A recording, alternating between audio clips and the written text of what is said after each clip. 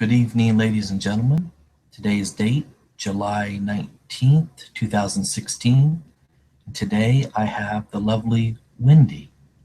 And Wendy's going to share her story and her spiritual evolution, her growth, her journey.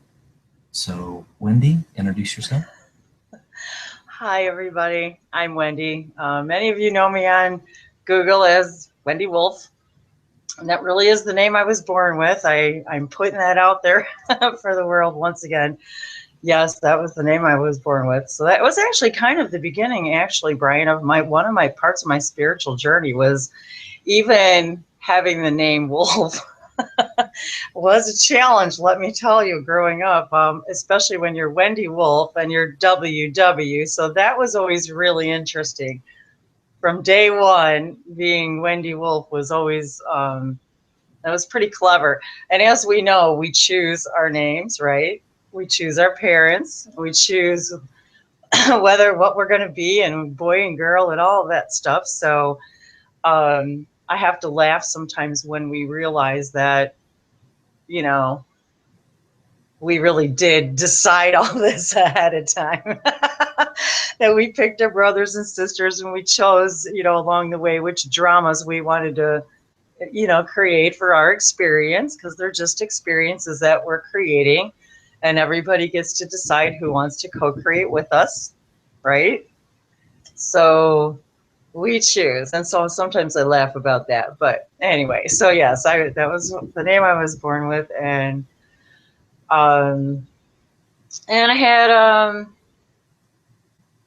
Go back to the beginning. yeah, I'm trying to go back as far as I remember, really, and that was the farthest back I think I really remember was when I was about three. Oh, wait. Oh, yeah, I'm getting a memory.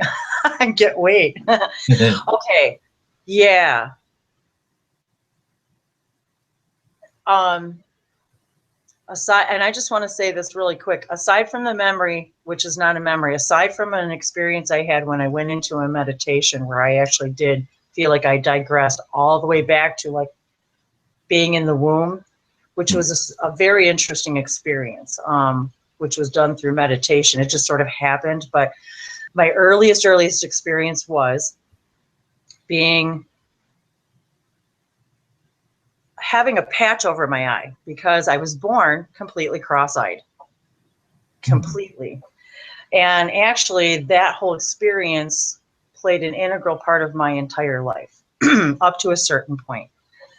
So I was fortunate enough, though, that my parents had the ability to were able to have surgery for me. So at a very young age. So I think I had my eyes corrected when I was about 2. Now, I haven't said my age yet, but let's just say that the surgery's come a long way since I was 2. So, and interestingly enough, about a year later, my sister also developed it, and she was also completely cross-eyed. Interesting, huh? So I find myself now, as I think back, why would I, right at the onset of my beginning, have decided to come in not seeing things clearly? Or the other side of that was, I also immediately experienced how people perceived me. And that was the true, I think, lesson, in all of that. Now, my eyes were corrected, as I said, at a young age. But that situation with my eyes, and it didn't go away for a very, very long time as far as being able to actually look people in the eye, because my eye kind of would wander sometimes, and people would look around behind them and they'd go, "Are you talking to me?" And that happened all my life. So that was a little disconcerting all my life as it was. And then I did get glasses later on in my life when I was about 12. I ended up getting glasses to see clearly far away. So that was another whole thing because I had glasses and braces all at the same time. And yeah, so that was kind of comical. And my dad made fun of me all the time, and so that was a little hard on a girl at that age, at the tender age of 12. So tell me about that, your adolescent years, or even, Yeah, your what I elementary was going years. to say was earlier though, early on, I remember. So that was one memory I remember, was actually the hospital situation and my sister, and um, so that was one thing now that I think about too, is that why would we come in? Why do we choose the things that we choose in our lives to experience? And one of them was that some weird form of vision issues. Yes. Okay, so to me, sometimes, like Bashar says, make it obvious. Is it really about the wanting to see things more clearly all your life? That kind of a thing. So, but then I remember early on, we always had pets, and I always wanted to be outside, and I couldn't be outside where we lived at that time because it was like a business kind of a place, and so it was a lot of big trucks coming in and out, and there was a house right there on the property. But anyway, so we didn't get to play outside a whole lot at that point. But I remember having a dog and a cat, and I remember the dog seemed like almost like every night he would be on my pillow, on my bed, waiting for me to come to bed. And then we had a cat at this right about the same time, and I would say I was probably at this point about 5 years old, and my sister at that time also had an imaginary friend, which at the time, I kind of, I don't know if I believed her or didn't believe her. I think I just honored it for her because I believed it. If she believed it, then for her it was real. So, and for her, she was real. So, but I remember having this cat, and one night the cat had gotten pregnant and was pacing and pacing around the house. It wouldn't sit still. And so she kept wanting to come in my room. So finally my parents got me up and said, can you just come and sit with her? She seems to want you with her. So I thought, okay. And so I think that was probably it was my very first experience with experiencing birth. And now that was a pretty young age to experience that. And secondly, it was kind of my first real connections that I think of now to animals in general. I was extremely connected to animals for some reason. And I didn't understand it then, other than then it was just an outpouring of love for them. And I didn't really understand why I felt it more than others, but I just felt it. So this cat, in its anxiety during childbirth, it was delivering its litter, and I think it only had one or two, and they were not alive at the birth, so none of them survived.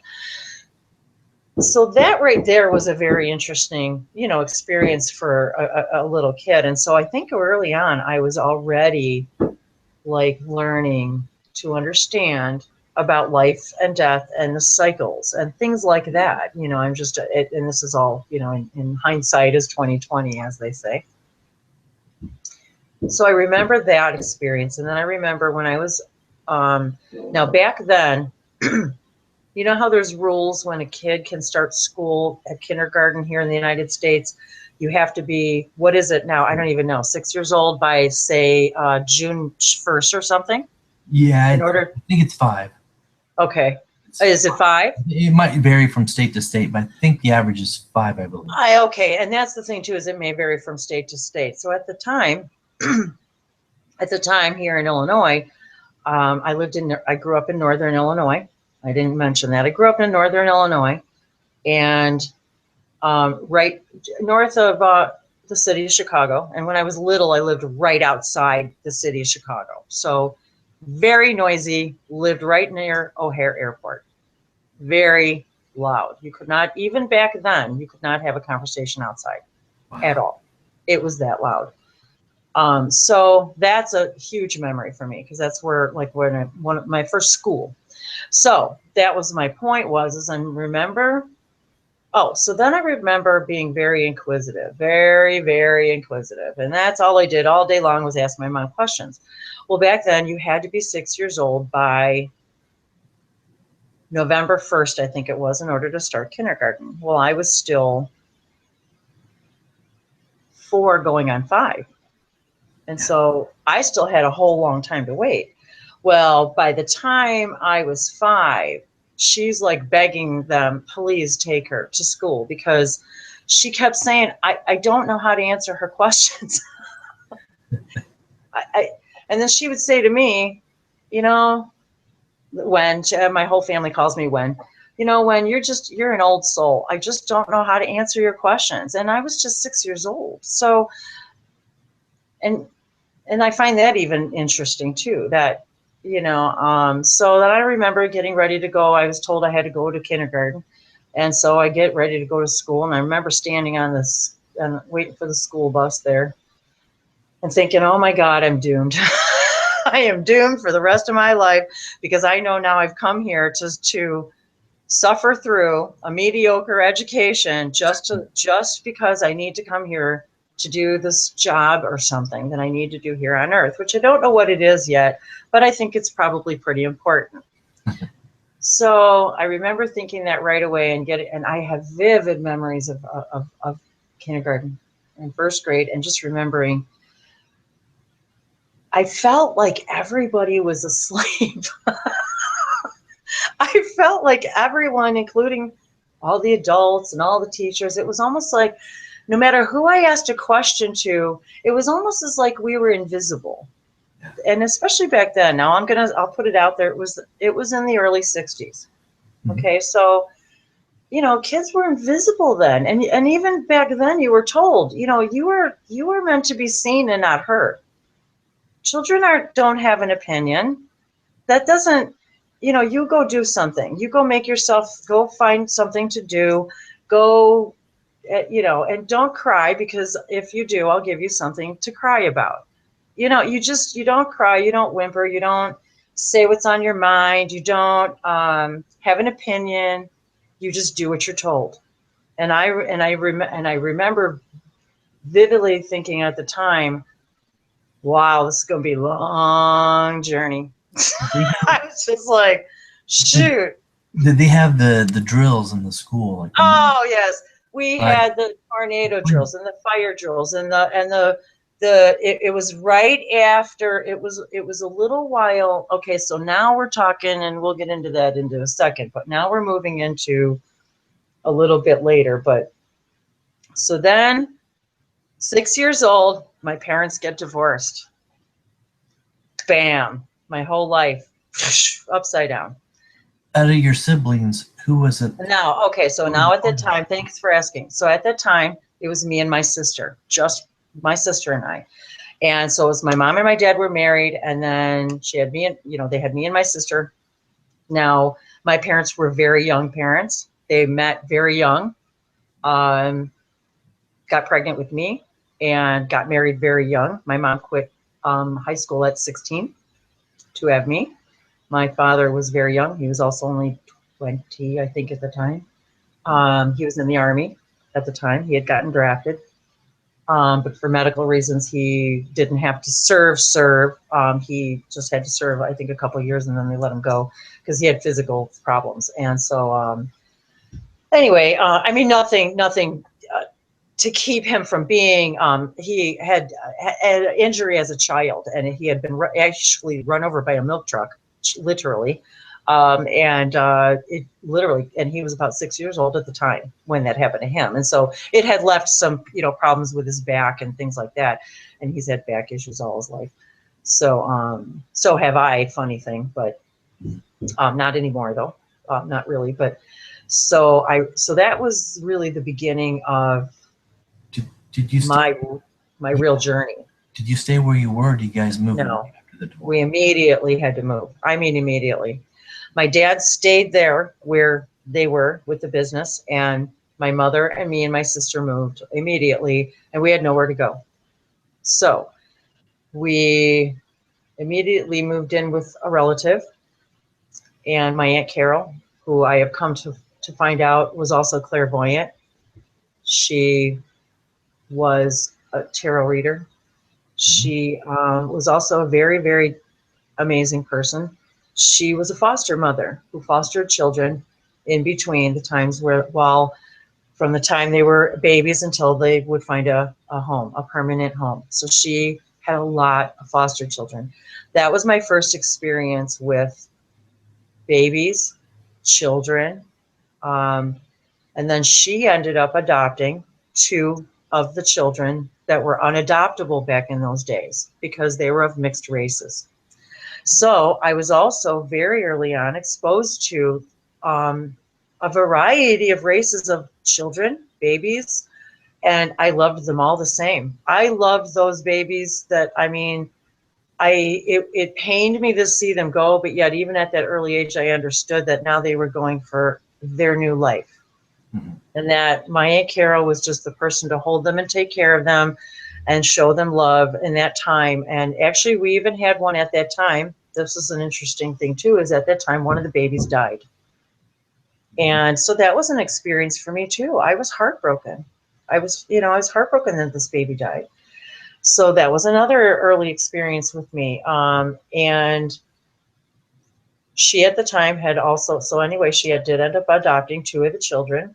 Um, and one of them, the oldest, was of mixed black and white, and the youngest was Puerto Rican, a Native American Indian, Huh. um, who he also, I think, had very special gifts Hmm. because of the Native American. But anyway, so I was And immediately exposed to everything, as far as colors and races, and to me they were just people. I've did never ever been raised in a way that ever brought light to separation when it came to that kind of thing. Never. My parents were not like that. They were very open in that way. We were never matter of fact, my very first babysitter, when we moved to that apartment building, when my parents were divorced, then after we lived with my aunt and uncle for a while who did the fostering, we ended up living with them later on again too, which is a little bit later. But and then we moved to an apartment building, and our first babysitter was Japanese, and she spoke very little English, and she was married to an American in the Army.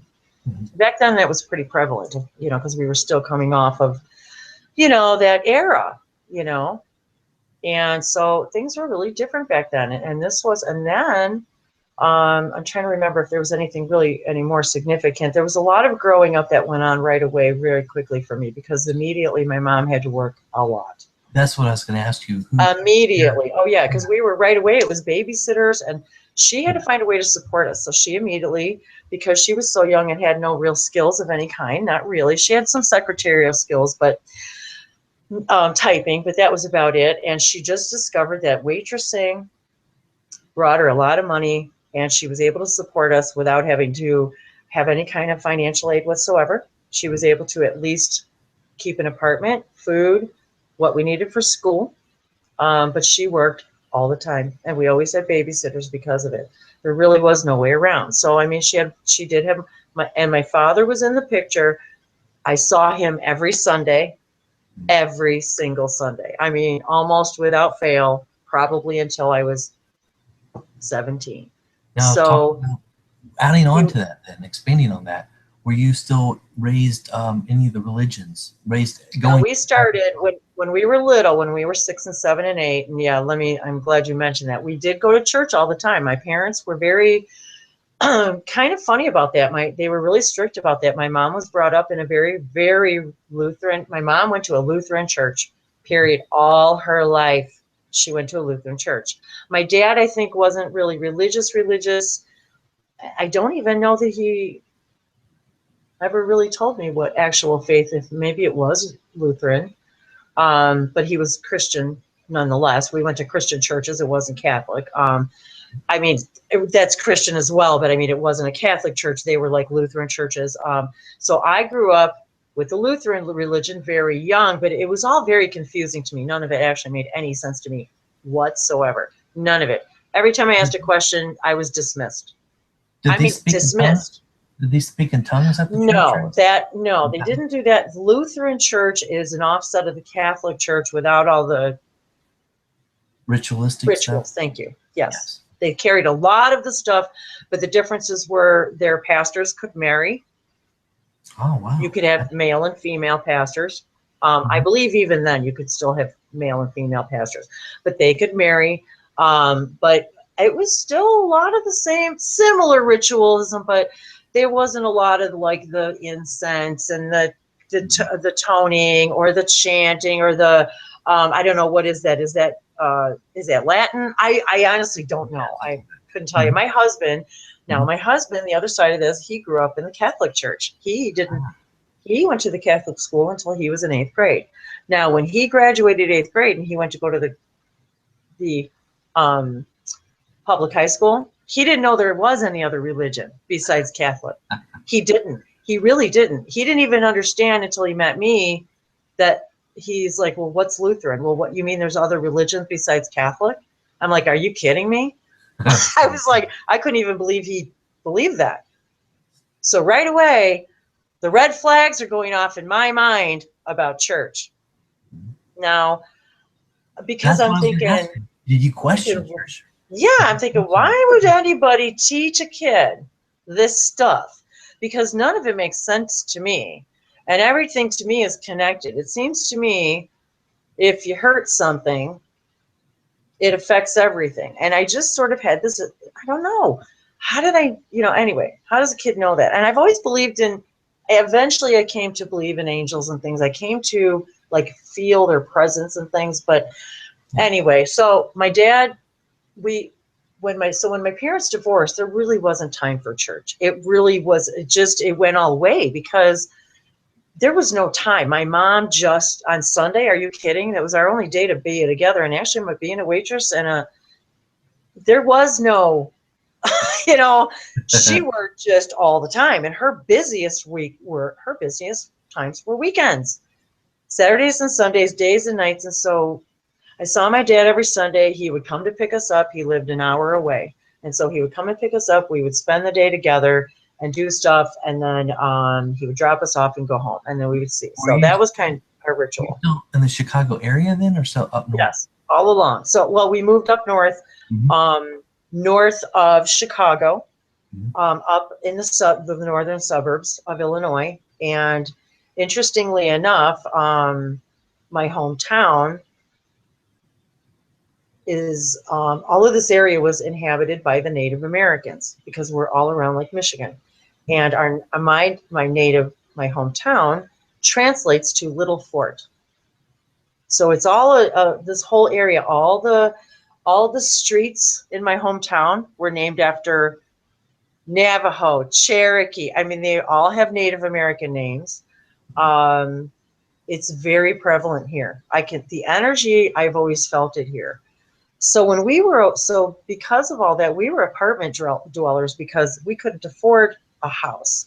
I actually never actually lived in a house until we rented a duplex for a while when I was in about 12, about 11. And it had a little yard with a tree. That was my first real introduction into having anything called a yard. Other than that, it was apartment complexes with pools, but I always found a way to be outside every possible minute.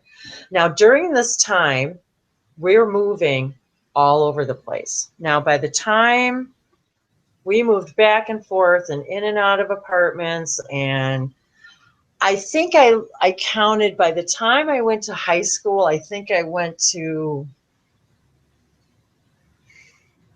I don't know, 10 schools, Wow. I want to say. So I was always the new kid on the block. I was always afraid of everything. I was always so shy. I was Because always alone. it seems like everything was new all the time. Everything was always new for me. I never knew where I was. I never knew what school I was at. I'd always try to make new friends. And all this time, Yeah. all I could think about was caring about taking care of my sister because she and I were 2.5 years apart.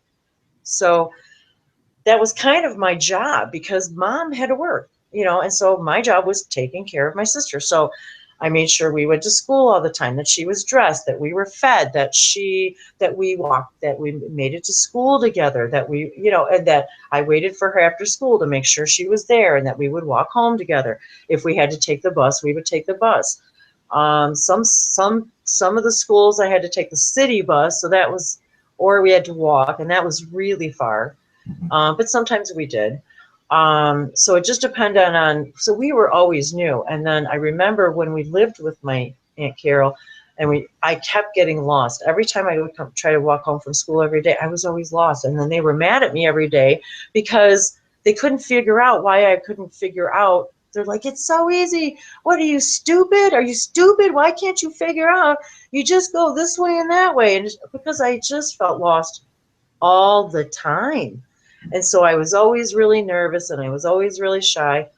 And I really didn't make any friends. Not really. It was really hard. And then once I get into fourth and fifth and sixth grade, I did go to the same school for 3 years in a row, fourth, fifth, and sixth. So I kind of had a little bit of stability in that sense. But this is when the alcoholism started with my mother. And that's when it really. What was it about it that, was she just lonely? Was she trying to find something that would feel All her of the above. her open heart? All of the above. I mean, she was lonely. She had 2 kids. She was young. She was beautiful, just beautiful. So she was never searching for like someone to fulfill. Yeah, I mean, sure. She was young when I look, and you got to figure she was 17 when she had me. So. Yeah, all of the above. And she was working all the time and trying to support 2 kids. And so, sure. I mean, it was all of that. And then there was some other things that led to the divorce, and that there was some other relationships going on after we moved that then became very dysfunctional and unhealthy. He was into things that she could no longer tolerate because she had 2 kids to worry about. And she said, enough. And then she ended up, when I was 10, she ended up pregnant with my brother. And his father, who my mom had remarried, ended up in jail. So she divorced him while he was in jail because she's like, I have 3 kids to support. And I can't do it with somebody in jail. So that was about the beginning of the most tumultuous time of my life, where everything began to fall apart. And I mean, just disintegrate. The fights in the night, the screaming, the drunkenness, just the. It was really hard to sleep. The parties and I just did the constant chaos, and then the constant working. And my brother was just born. Oh. I mean, there was nobody to take care of him but me. Wow. So then the drinking was getting really bad, and then she would be screaming at me because I wasn't cleaning his baby bottles good enough, or I wasn't taking care of him good enough, or I'm just like, I'm 10. He put the responsibility on you. So then she's so busy and working and alone again, and now she's got 3 kids. Well, now I've got to do the grocery shopping. So wow, I'm about 11 now, I guess. Yeah, because he wasn't even between 10 and 11. So you became an adult real quick. Yeah. So now I have to call a cab. The cab comes and gets me, takes me to the grocery store. I do the grocery shopping for the family. Mom does the list for me, gives me the money, I think. Yeah, gave me the money back then. And then it's just so funny, the memories you think about, even when I think about back then, because everything was so different. I mean, people smoked cigarettes in the grocery store. I mean, you smoke cigarettes in the hospital. Wow. Things were just different then. So yeah. I would go to the grocery store and do all the grocery shopping, and then I would call the cab, or tell them when to come back or something. I don't know. And then I would take all the groceries back upstairs from the cab and then put them all away. And you know what I mean? What do? You got to help. So, and I'm trying to go to school, cook I and was going to clean. say I'm that's got to trying to be. go, and all this time I'm trying to do well in school. Now, I hated school from the standpoint that it was just so, ugh, just so fake. And so why do I have to learn things that don't interest me? And then, okay, so then comes the trust in the adult world, because now you've got my dad who doesn't, he's in complete denial about my mother's drinking, thinks it's all in my imagination. He will not even acknowledge it. So that was just weird all the way around. So he didn't want to address the issue at all. So I'm alone. I'm like alone in the world here. So And then, your dad never asked you or your sister to come and live with them or anything like that? back then, Brian, it didn't work that way. Little girls just didn't, the courts weren't the way they were then. Back then, they believed the two girls belonged with their mom. I understand. It just was the way it was. Plus, what's he going to do with us? Yeah. He has to make a living. Now, all this time, he's trying to create his own business. So now, all this time, he's actually in the process of actually beginning. He worked for my grandfather in a. He had his own custom sheet metal and air conditioning business. So he did a lot of. I mean, it was a thriving business. They did custom sheet metal for large buildings, commercial buildings. They would go in and do all the HVAC and do and back then it was all that sheet metal was all done by hand, all bent by hand on big machines, huge machines. And these things were loud and enormous, and they were in our basement. And I mean, when I lived there. So it was pretty incredible to grow up. And that was when I told you about the cat story. Well, that's where I lived then, the big, just sheet metal machines. Well, anyway, so all that time that we're starting to grow up, my dad's trying to build his own business because Grandpa he decides he's going to retire, I think, and then sold the business, most of it to my dad and so forth. So anyway, Grandma and Grandpa go and they buy a farm, which actually was another awesome thing for me because that was the best experience of my life. Going to that farm was the best experience of my life because it got me away from that chaos and that hell. It brought me into nature. There were horses. There was a farmhouse. There was a barn. There was cool stuff to do. And it smelled so good, and he had horses, and it was just so awesome. When did you actually start to really get out more on the farm? When you were in your teenage years? We were young when my grandparents had the farm. We were young, and we actually would celebrate my birthdays out there, which was actually kind of cool. So we would go to the grandma and grandpa's farm.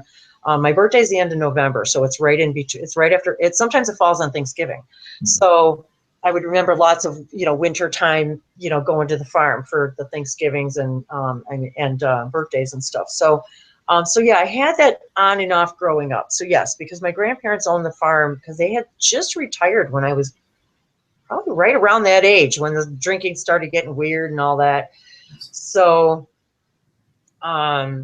so I had the opportunity. We didn't get to go there as often though as we wanted to. It was a long drive. It was several hours way out west, almost at the western Illinois border by Iowa. So it was pretty far west, kind of like Marengo. It's out by Rockford and all that. So anyway, so we didn't get there as often as I wanted, but it was really, really nice. And that was kind of one of my first real tugs about feeling like that was where I belonged, was in the country, that I didn't belong in a city school. I didn't like the city. I didn't like the noise. I didn't like the chaos. I liked being outside. Yeah, you just want to be out in nature. And so that was always a thing for me. So every time it was recess time at school, I just dreaded coming back in to the classroom. And I was a really good student. I mean, because I wanted to learn. I loved learning. I just didn't like the way they taught, and I didn't like the way they didn't answer our questions. I didn't like the way that they were dismissive. I didn't like the way that they didn't honor who you were and what you were good at. They didn't care. They Well, just didn't care. tell me about the drills that you guys had to go and repeat. Oh, we had, you mean like, oh, we had fire drills. Well, I Oh, think they yeah. still have fire drills, but I mean, they had tornado drills, but they were goofy. They were just, Oh, the do they even, Brian, do they even military. still do that in school where you got to hide under your desk with your hands over your head? And No, it was, that's what I I was mean, wondering. All the ones that we had in school were just the fire and yeah, tornado. because we had fire drills, tornado drills. Of course, I mean, don't they still do that where the kids have to go outside and go in single file? And I mean, I don't know. No, They still had them when my kids were kids. I mean, I have kids too. but it wasn't there one. You said if there was a war or the bombs were coming or dropping. That was actually earlier though. That was Okay, before I was, yeah, that was more when my mom was, okay. a little bit, yeah, that was a little bit after me, but we were still coming off of that mentality is what I mean, because now we're moving into, now I'm starting to understand what's going on in the world around me. Because now I'm about 10. I'm out in the world. I'm watching television, and now everything I'm hearing about in school is about Vietnam. Because now I grew up in a time when Vietnam was going on. So now my bedroom is filled with peace, love, flower power, and all of a sudden I was thrown into an understanding very early that the world around me was very, very destructive and sad and disturbed and dysfunctional. And I had nowhere to go and no one to trust. How about the time you were in the mall or that Now that was a little, that's later? coming soon. Oh, okay. So yeah, so at that time too, then I remember telling one of my teacher came to me and said, I see that you're so sad. I was in fourth grade. I see that you're so sad a lot. Can you can trust me. Tell me what's going on. I can help you. We're here for you. So I told her what was going on at my house. Well, that was probably the biggest mistake I ever made because the only thing I ever got out of that was punished. Your mom. And all she did was go and tell my mom what I told her about the drinking. And that was it. I never trusted a teacher again, ever. That was it. I completely lost trust in every adult because now no one was listening. No one. I had no one. So you just learn to figure out how to not let that world hurt you. And I don't know how. You just find the place inside of you that says, okay, I know what I need to do. I need to take care of my sister and my brother. I need to take care of my mother. Even though she's what she is, I still have to take care of it. Somebody's got to. So it was an immediate I guess I felt like I was immediately understood that I was here to somehow serve and help people just figure things out. I don't even know how to explain it. And then even with my mom's relationships, I ended up over the years because she had many. She ended up being married quite a few times. And I was always the counselor. Even when I was 10, 11, 12 years old, I was always the counselor because I was between her drinking and them. I was always the one in the middle trying to be harmony. I wanted everything to be harmonious and just Your other aunts or uncles, anybody around, saw your mom's behavior or anything, or the way that she was toward toward you guys. Did they ever volunteer to come and just take you guys they out of home? they really, there was nothing they could do about it other than try to intervene with her, try to reason Mhm. with her, try to talk to her. And then that's right around the time that shortly after that we moved into another apartment building. It was right around that time actually that I had that experience in the mall. They had built a new mall around our house. Are you looking at 11, 12, 13? I was about 11, and maybe no, well, not even actually. No, what you know what I have to say, Brian, that actually happened before my brother was born. I was only about 9 or 10 when that happened, and I walked to the mall by myself, and I still can't believe I walked that far because in my mind's eye at the time it didn't look very far, but for a 10-year-old little girl, I walked all along the highway all to get there. Wow. Do you But remember why you that's were how far I used to walk there. But But I went there one day with my dad. That was another time. I walked to that mall all by myself, and then I walked all the way home, and I was just like, I couldn't. And then once I started walking home, I knew I had to keep going because I was like, I got to get home. So, and it took me a long time. Anyway, that I still can't believe I did that. But, So, so you were but with when your I went father there at with the my time? dad, yeah, I Yeah. went there with my dad one day. We went there shopping for something, and we went to this, and it was a brand new mall. I think it was the first one of its kind, actually, in the United States, actually. Mhm. And it was the first indoor mall, 2 floors, beautiful stores. You know, that was back in the day, that was when there was a lot of really great, really high end department stores all under one roof. Yes. And you could go from store to store, all indoors. And I'm sure there's still a lot of these malls around, but it was the first of its kind.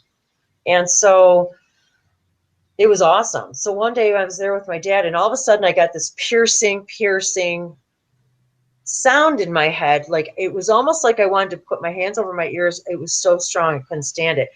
And it was so high pitched, it was almost like what maybe somebody would call like maybe how a dog whistle would sound to somebody, to a But dog. they had the music playing in the background too, right? Right. But so they got this, yeah, so they got the, elevator music going on in the Yeah, store, yeah, yeah. and finally I'm just like, I'm almost in pain. I'm like, on my hand, I'm like, Dad, please, will you please ask somebody what that noise is?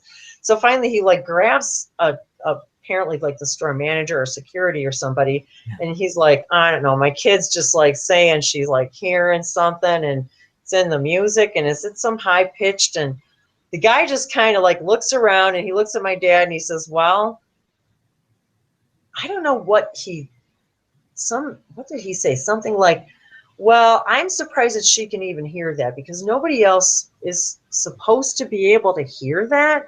And it's something to do with our security system. And I was like, what does that mean?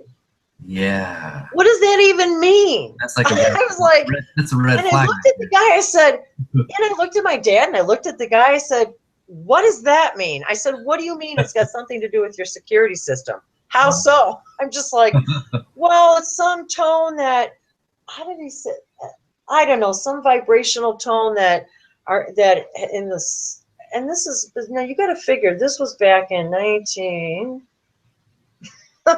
when was this mall built? Well, I guess if I was 9, that would have been in 1970. Wow. So there you have it. So this is 1970s And this is before technology. all the high tech stuff came along, Oh like now. yeah, baby, I got to see it all. I was in, Really? and then later on when I got into business, I actually got into the computer industry, and I ended up doing a little bit of programming. I was in computer support. Wow. I learned how to program in Yes. Unix. I had to learn how to read binary code. Um, all of that stuff led up to now, because all of the stuff that I do galactically and all these like all these like drawings, Yes, those are beautiful. Wow. that kind of stuff, all now I realize relates to everything as a kid. I loved Spirograph. Mhm. One of my favorite things. I wasn't really one to play with dolls and things like that. I was either out in nature, or I wanted to learn or read, or like I liked things that I liked playing games. Yeah. But see, at the same time, I was also having to be a grown up, and I was worried about Vietnam. I wore a POW bracelet for the prisoners of war because that's what we did back then. Everybody had a POW bracelet with somebody's name on it who was a prisoner of war or missing in action during Vietnam. That's all we saw in the news was Vietnam and war, and then Nixon, and then uh, um, Watergate, and then I mean, you name it. It was just that was my world. And then it was the 60s and hippies and love and peace and people just wanting to say stop. And aren't we right back there again? I mean, seriously? Or have we not just learned, apparently? But now it's all coming to the head. And now I'm bringing the memory back to the one of my most vivid memories when the fifth dimension, so let's first point out the name of the group, Fifth Dimension, comes out with the song Age of Aquarius. Guess where we are now? We're in the Age of Aquarius. So here's this little girl in 1968 that this song comes out, and I hear it on the radio, and I burst into tears. I'm thinking, this is the way the world's supposed to be. Every word in that song, it was as if my higher self opened the door up inside of me and said, this is what you're supposed to do with your life. You are supposed to, not supposed to, but from that moment on, I wanted a camera and I documented my whole world. I had an Instamatic 110 camera. Google it for any of you people who in high technology don't have a clue what I'm talking about. It was a 110 Instamatic camera, and it was the first time you could take pictures other than, I think, a Polaroid, where you let it dry. Yep. Look it up if you don't know what a Polaroid is. I grew up with Kodachrome in black and white. Color television was new to us. Yeah. Relatively new. Did you? Relatively new. We still had black and white TVs in our house. Was it Gene Roddenberry Star Trek series that started? And then came Star Trek, American Bandstand, Star Trek. It was all this conglomeration, and then you had I Dream of Jeannie, Bewitched. Yeah. Then you had the Flintstones, who then eventually came Kazoo, the little alien. Yes. And Kazoo, so then Kazoo comes in now, and then you've got the cartoons going. And so now I'm growing up with cartoons and American Bandstand and the war and Love and Peace and racism. And it was just an explosion. Yeah. And it was almost, I can't even describe what it was like. It was like seeing the world wake up. And then that song comes back in my head, watching the world wake up from history. That's exactly what it was like for me. And then and then I found the 12-step program because of the alcoholism that led to, I met my best friend, who now we're going to talk about religion just for a second, because she reintroduced me. Now my husband at the time, so I met my husband during that time when I was 12, and I'm still married to him. So this was like the childhood. He was in your yes. During this time, we lived in an apartment building. My brother, we moved to a new apartment building. My mom was in a new relationship. So it was still, the drinking was still really bad, and we lived in this apartment building, and it was 3 floors. I lived on the 2nd floor. My husband then lived on the 3rd floor. I was 12. He was 15. Yes. So he hadn't got his license yet. He had just started working got a job, was a very well-dressed, well-mannered, grew up in the church. He was very respectful, always wore dress clothes. And his job was working at the theater at one of the other newly built indoor malls. Wow. It was the first time there was Aladdin's Castle, pinball.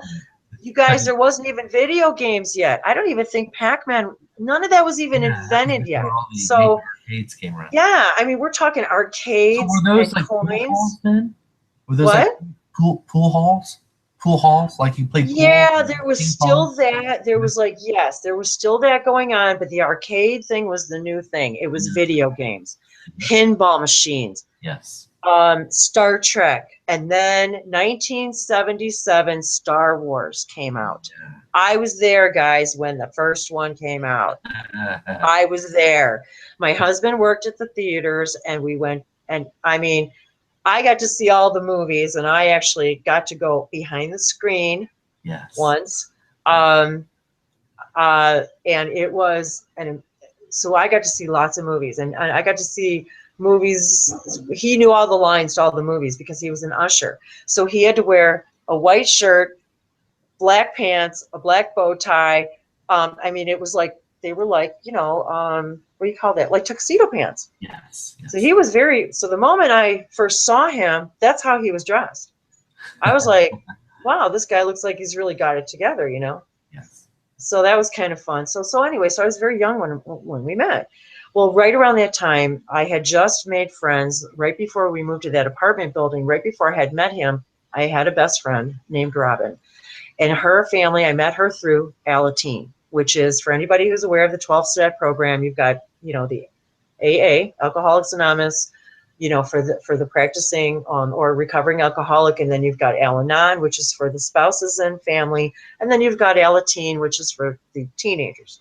So I was thankfully brought in through my friend, introduced to Alateen, and it really saved my life. It really saved my life because for the first time I was introduced by my spirit guides, I think, because I just begged and begged for the world to be better, my world to be better. And I decided from that moment I was going to have a family, and my children were never, ever, ever going to experience any of these things. It was almost like I wanted to fix all the wrongs, you know what I mean, and start like break the chain. Yes. So it was like early on, I kept getting that message, you're here to break the chain. You're here to break the chain. You're here to break the chain. So it was like almost like this sort of like knowingness that I had this like job to do with my family, but I also had this like really big job to do, big job. Like, you know what I mean? And I didn't mean that and it wasn't even in an ego way. It was meant from the heart. It was like, I'm here to show people how to love and find peace in their hearts and all that time. So when you have a job to do, you also choose experiences that allow you to pick up the tools to be able to do that job. So we inherently create experiences for ourselves that are really tough, because if you know you have a tough job to do, it's kind of like a doctor. Well, geez, everybody knows what it's like to go be a doctor. To what we can only imagine it's like to become a doctor through what we've understood through television and doctors telling us, you go to school for a long time, you don't get any sleep, you're on and on and on to become a doctor to heal people. So it was almost like early on I understood I had to kind of go through all this stuff in order to go do the thing where I needed to go heal people. But it wasn't like I consciously knew it. It was like I just knew it in my heart. And so So that your friend, did she pull you kind of wanted you to she go to brought church me with into her? she brought me into Alateen, which was Yeah. really good because I was finally able to find a place of at least people who understood what was going on in my real life. But she also was in the Catholic Church, and she would talk about, even in her church, Mhm. speaking in tongues. And that's when, now, fast forward, speaking galactic light languages, now when I think back on that time, her talking about speaking in tongues, Yeah. I was very, very curious. Yeah. So then leads to this other interesting language. I don't know if I've ever talked to you about this, Brian. And as long as I've known you, and for everybody who knows, I've known Brian's for how long? It's been a couple years now since I came into Human Colony. Yep. So we've known each other a while. So Brian's actually been there since the beginning, since I started speaking languages. And everything. I mean, channeling the whole 9 yards. I think you were even there the first time I channeled in that hangout, the Elohim. I'm almost sure you were there. So scared the crap out of me, truly. But anyway, so anyway, what was I talking about? Yeah. So your friend Rom, she brought you to the So she starts talking about light language. I mean, she starts talking about her church talk and speaking in tongues. And so I'm really interested. Oh, the language. So then she says to me, my friend taught me this language. And she said, and it's a secret language that I have, and I want to teach it to you. Now, how old were you there at that time? I was probably 11, right around 11 or 12, because we were in 7th and 8th grade together. Mhm. And I was now, see, because I started school young, and that was the thing I wanted to mention before, just really briefly. Since my parents actually started me, they ended up being able to put me in school early because I needed stimulation. So they got me into school young, but now I was a year behind all my peers. So, for example, they were all turning a year older, and I was a whole year behind everybody in school. Now, because I was such a good student, by the time I was in fourth grade, the teachers wanted to skip me up a grade because I was just so bored with Right. school. Right. I needed more. So, but my parents said, no, she's already a year behind her peers. If we do that, now she's going to be 2 years behind everybody in age. But I was so much older. My mind was older. I was reading at, I was reading well in advance. I was always years in advance of my peers, always. And so they kept wanting to move me up and move me up. But it wasn't like it was like, I also didn't have the resources or the guidance to improve that. Now I probably, who knows where I could have gone, but it doesn't matter because that wasn't the path for me. And that's where we also have to remember to not go back with regret because it wasn't my path. And we can't, and I spent a long time doing that, Brian. I spent a long time going back and hating my choices. And so we have to understand we did it for a reason, and now I get it. And I feel I love now my higher self, even though it was so horrible at the time. I love my higher self for doing that because I wouldn't have been able to be this teacher today. I could not have been. The alcoholism, the loneliness, the being made fun of all my life, because of my last name, and my whole school, the whole time I was in school, I was tormented. Oh, oh, oh. I mean, no, it didn't matter where I went. Oh, oh, oh. But anyway, let's get back to the language. Yeah, and that with the language too. So, what was unique about that? Yeah, yeah. well, my girlfriend started teaching me the secret language, and she called it Chico. Now, I've recently heard people speaking it, which they call it different things. I've even heard it called gibberish, but that's not the correct name. However, so my girlfriend and I, she taught me this language, and she and I had a special language, and I'll speak it for you. It's English. You just are changing where you put like syllables and consonants in between the words. So you're splitting up the words, but yet if you listen, you can kind of hear it or understand it. So we had a secret language, and it was the first time in my life I felt this connection between language, and I also was a writer. I remember waking up one day when I was about 9 years old in the middle of the night, and I was told to write a story. I literally got up out of my bed in the middle of the night, about 1 o'clock in the morning. I picked up a pad of paper and a pen, and I started writing, and I realized that a child cannot write a novel in one night. And I was upset when I woke up. I'm not kidding. I was upset when I woke up in the morning because I was not able to finish that entire novel in one night. And I realized it was probably going to take me a lot longer. So, but isn't that weird too? That I woke up and that was right around the time my brother was born. And I woke up and they were like, you need to write a story. So that's kind of a strange memory. So I always like writing. I always wanted to be a journalist, or I always wanted to be a poet. I always wanted to write. I wanted to be a photographer. I wanted to be a singer. I was in choir. That is another thing I have to say, the whole harmony thing.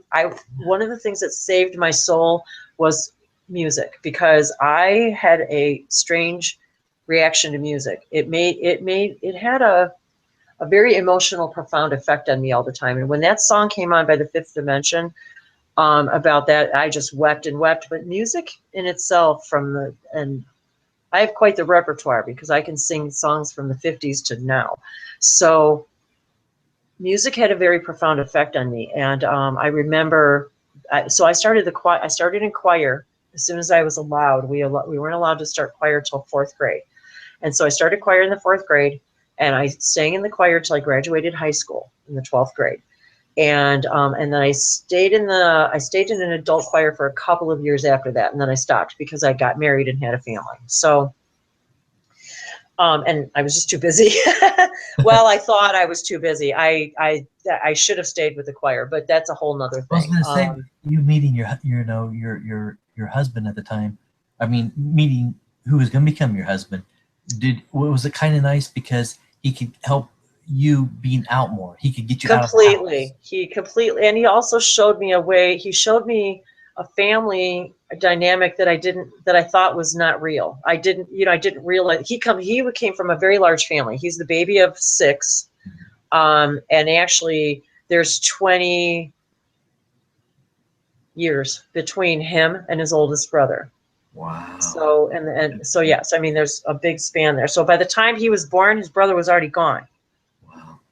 had already left home. You know what I mean? So, because his mom was like in her 40s when he was born. So anyway, yeah. So during that time, I had met him, all this time. So he knew Robin. They were friends. And then I ended up going to a different high school later on than Robin. Robin ended up she ended up going to a parochial high school, an all women's Catholic high school. And I went to the public high school. So, but my husband, like I said, had graduated from 8th grade from a Catholic high school. And up through this time, again, we had not gone to church other than special occasions, maybe once in a while for Christmas or special, it wasn't a constant part of our lives at all. We were just too busy. And on Sundays, it was the only day I had with my dad. And it just wasn't a part of our lifestyle anymore. So I was kind of off on my own to explore whatever I wanted to when it came to religion, which was awesome for me because I really did explore it. I ended up, because I had so many questions about dinosaurs and our evolution and church, none of that stuff made any sense to me. What they were talking about made no sense. To me, it was so illogical. The ark, all of it was just, and now I understand it's all metaphors and I get that now, but back then I didn't get that. So when I would ask my pastor questions, they just had no answers for me. None. I was sad, alone, and then and then all of it with the drinking and and the alcoholism but anyway, so I ended up finding this best friend, and she teaches me this language, and I'm in Alateen, and I'm finding other people to relate to, and I didn't really believe in God the way that they believed in, at all, not at all. I did not believe in God the way people believed in it at all. I believed in God as everything's created from one thing. We're all created from the same thing.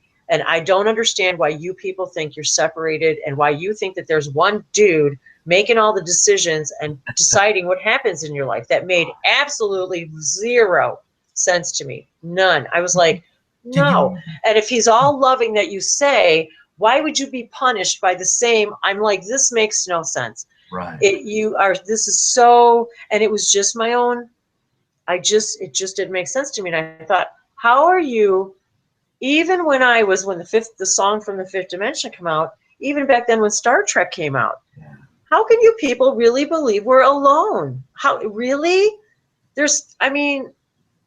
Yeah, was it the song or what you saw on the TV? Was it all of it. Like Star Trek? Did that really help open you up to like what's? Oh yeah, because then I realized, yes, this is what makes more sense to me. That there is a whole plethora of civilizations out there, and there's a lot of other shows, Brian, that really, when I was little, that you may not even, there was one called My Favorite Martian. There was even weird stuff that happened on the Dick Van Dyke Show. There was I Dream a Genie. I really believed, Brian, I believed I was a genie. With every fiber of my being, I believed I was magic.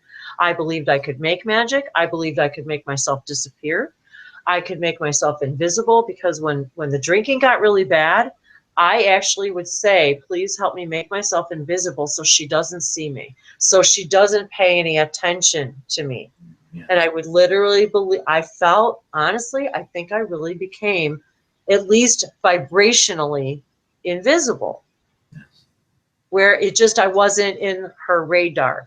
And then that became a tool for me for everything. I became invisible everywhere I went that I wanted to be invisible. And you know what? It worked.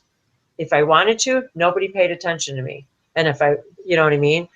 But then I started manifesting illnesses and all this stuff, just because of, yeah.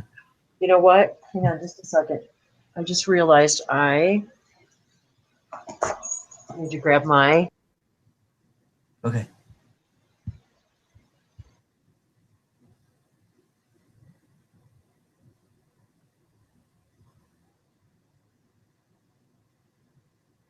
Yes, Wendy will be right back, ladies and gentlemen.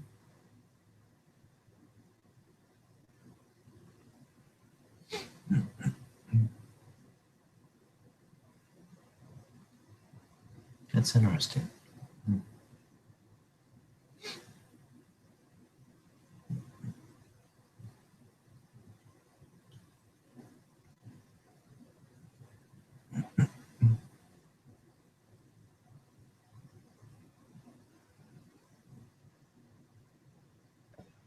Thanks. Thanks, Brian. Sorry about that. I grabbed it before and then I forgot it. Make sure. Okay, yeah. Make sure I'm plugged in. Okay. So she teaches me this language. I'm just going to skip to that. She teaches me this language, and it's like, okay, I'm going to say to you, hello, my name is Wendy. Okay. Hitigal litigo. Mitigay nitiga mitigiz witigan ditigi. That's wild. I've never heard anything like that. Now I'm going to say, hello, your name's Brian. Okay. Hitigal litigo. Yitigord nitiga mitigiz britigay it again.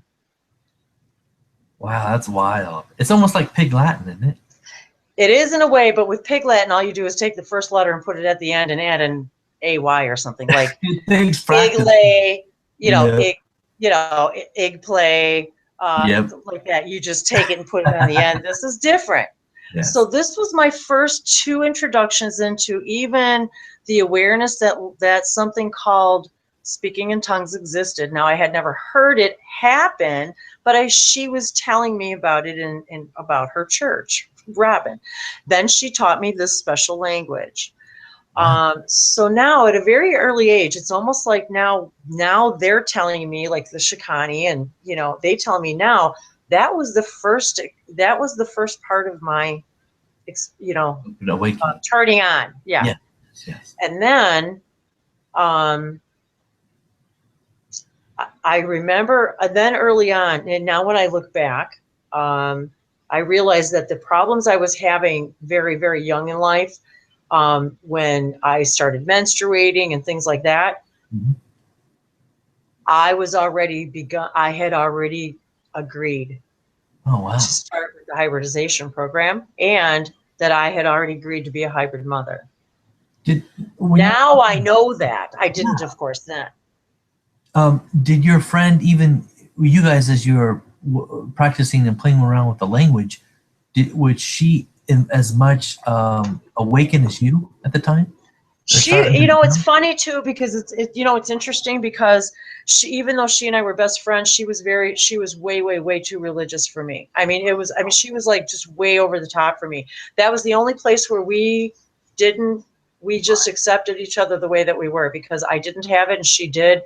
But that's okay, because she still brought me some stability, because my life was pretty chaotic at that time. And so she would even say to me things like, well, the way I live my life is I would just say, what would Jesus do?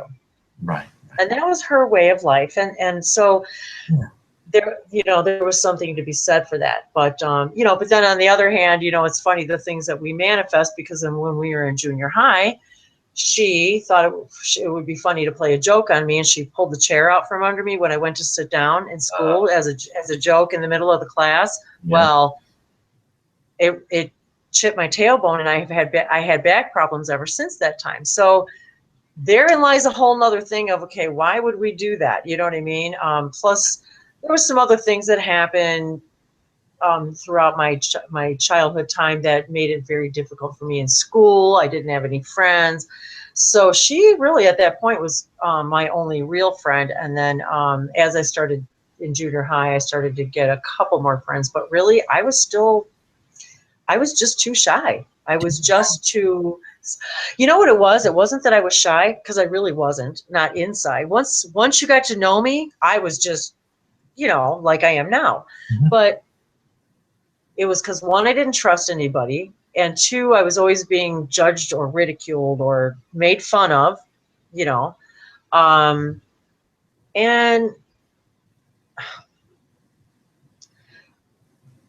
I don't know, I just was always alone. Even in high school, I really didn't have a lot of friends. I didn't do drugs. I wasn't a partier. I was good in school, but I wasn't a brainiac. Right. I loved English and literature and reading, and I even loved science. I was in Brownies for a little while. If anybody, I was in Brownies for a little while. And then I really wanted to go on to Girl Scouts, but I couldn't for a variety of reasons, because of stuff going on at home. So, but I loved being outdoors. And so I just always tried to be outside no matter what. And then I went to a challenging junior high school. It was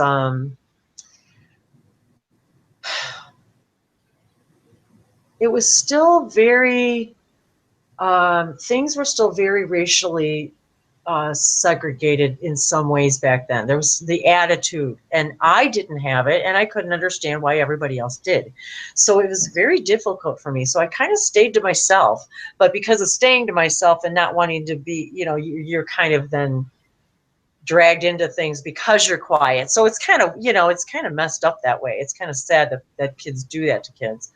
Um, Did you but have any leaders, like what you call authority figures or teachers or anybody that, you know how, if you look on back on it now, you know how there might I be that had one only teacher, two that one, wait, teachers. wait, wait, that one teacher that was kind of out of the ordinary, that was kind of like watching, Yes, helping you along, that you two of never them. thought that maybe could have been from another planet or something like that. That's a good point, though. I never did think about that, but there, now that I think of it in retrospect, that as far as that's concerned, I would say absolutely, because the one of them that I had was an English teacher, and I did a very large project in her class, and it was all about mythology and how the symbols from mythology are in our advertising and marketing.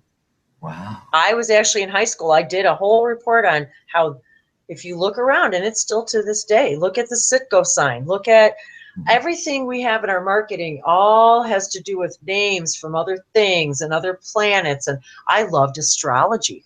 That was another thing. I got so into astrology back then, because back then it was like, Linda Goodman came out with the Sun Signs book, and I was so into astrology. So then I started studying astrology.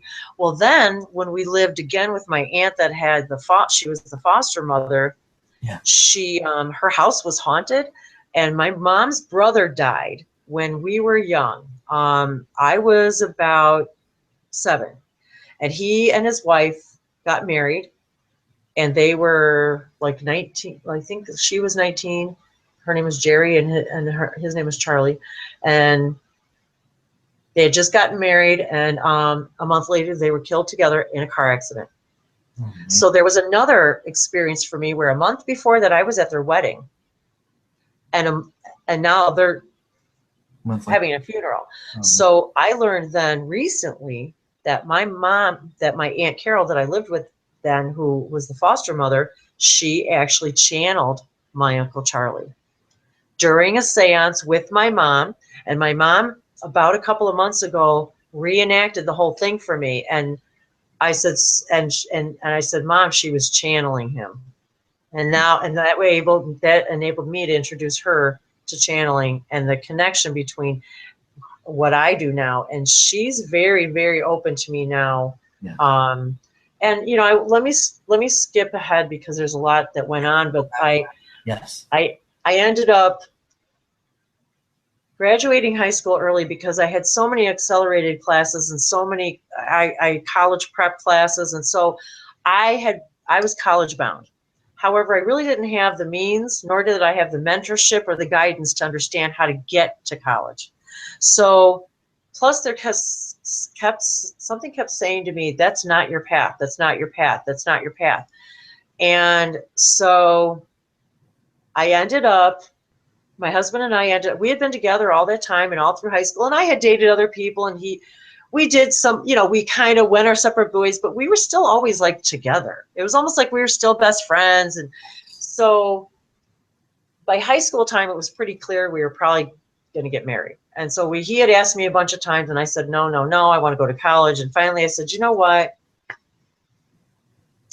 I think that's what I want. And so I decided just to graduate early, Yes. got married, had our first son. And then we had an apartment. We moved. Then we had the opportunity to become apartment building managers for a very large building apartment complex. And there was a building manager in each building. And typically it was a couple. And they would take all the rent. They would clean all the apartments when people would move, clean the building every day, keep everything orderly, take complaints from everybody, make sure the maintenance was done, keep track of all the job orders, that sort of thing. So I decided, well, that sounds good, because then I can work while I'm home with my babies. So with my son, my first son. And during that time we decided to go ahead and plan our next son. So then we had our next son. So by the time I was 21, I had 2 children, and I was an apartment building manager, and we were thriving. We were doing great, and we were really happy, and we had fun. And then where did we go from there? Then we moved into a home. We bought our first house, and my youngest son was a year and a half old, so we bought our first home. And I stayed home with my kids until they went to school full time, so that I could be home with them as long as I could. And we didn't have a lot of money. My husband was fortunate enough to get a job right out of high school at our local electric company. My stepdad at the time was retiring from our local electric company. He had been there himself, full time, like 30 some years. My stepdad had, and he said, you know what, I can get you this job if you are interested. My husband said, well, you know what, I'm going to marry your daughter. I'm going to start a family. I'm going to need a good job. Yeah. So, and it was a great job. It had a pension plan, medical benefits. We were blessed with everything. We had a great job with a great pay, overtime. It was a union job. Then also I realized it was nice because it was easier for one person back then to stay home while the other worked. Exactly. So, and it was, You could easily and we didn't, and like I said, we didn't have a lot of money. And then, so what I decided to do was I worked a little part-time here. And I will say though, growing up, I did want to add, I always worked. I always had jobs as a kid. I took in ironing when I was a teenager, that whole time, when I was growing up and my brother was born and all that, I was ironing on the side for people in my apartment building to make money. I worked with my mom. My very first job, I was running a pizza kitchen, well, it was actually more than pizzas. I actually was running, my mom was tending bar, and she was a waitress. And for a while there, she was actually tending bar and a waitress, and she was not drinking. She was sober. She was in AA, and I was in Al-Anon and Alateen. And my mom and I, and that's an important part of the story, Brian, is my mom and I, for anybody who knows about the program, there's open meetings. They call them open meetings on Saturday night, where people come to tell their story to an entire group of people. And my mom and I would travel all over the place, and I would speak and she would speak. We would go together, and she would tell her AA story and I would tell my Alateen story at the same time. Now that was very kind of brave for both of us in a lot of ways, because we were both showing our vulnerable side and there's me explaining to a whole room full of people in front of my mom the effects of her alcoholism on me and my family. I'll tell you, that was a real growth. But my mom and I, over the years, she went back to drinking on and off and on and off. And we really, really did not have a really good relationship up until about 5 years ago, when my sister at 45 had a stroke that left my sister paralyzed on one side. And it changed life for all of us, because of course it does. It's my sister and it's my mom's daughter. And everything changed for us. For my family, my mother, my father, everybody. Now my father's still around. He's still in the picture. We're still, even though my mom had remarried several times, my dad was still always a part of our lives in many ways. And then he actually got married later in life, remarried, and had a son of his own. And my sons and his son are the same ages. So my children, my father's son grew up together. Now that was a whole nother weird dynamic. But it was cool. And now my brother is the ages of my own children. So that's very interesting, but it's a lot of fun. So now I have 2 brothers that are a lot younger than me.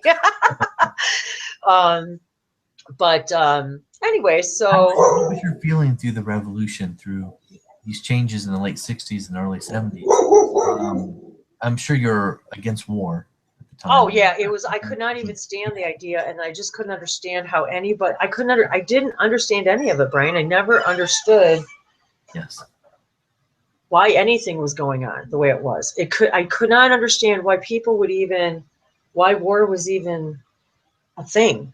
I just couldn't. I could not fathom why you would want to hurt another person, another being, another animal. Why would you hurt anything on earth? Why would you hurt anything at all? Right. I was not, my parents were not strict in the way that I had been exposed to other people whose children had been corrected with Yes. corporal punishment.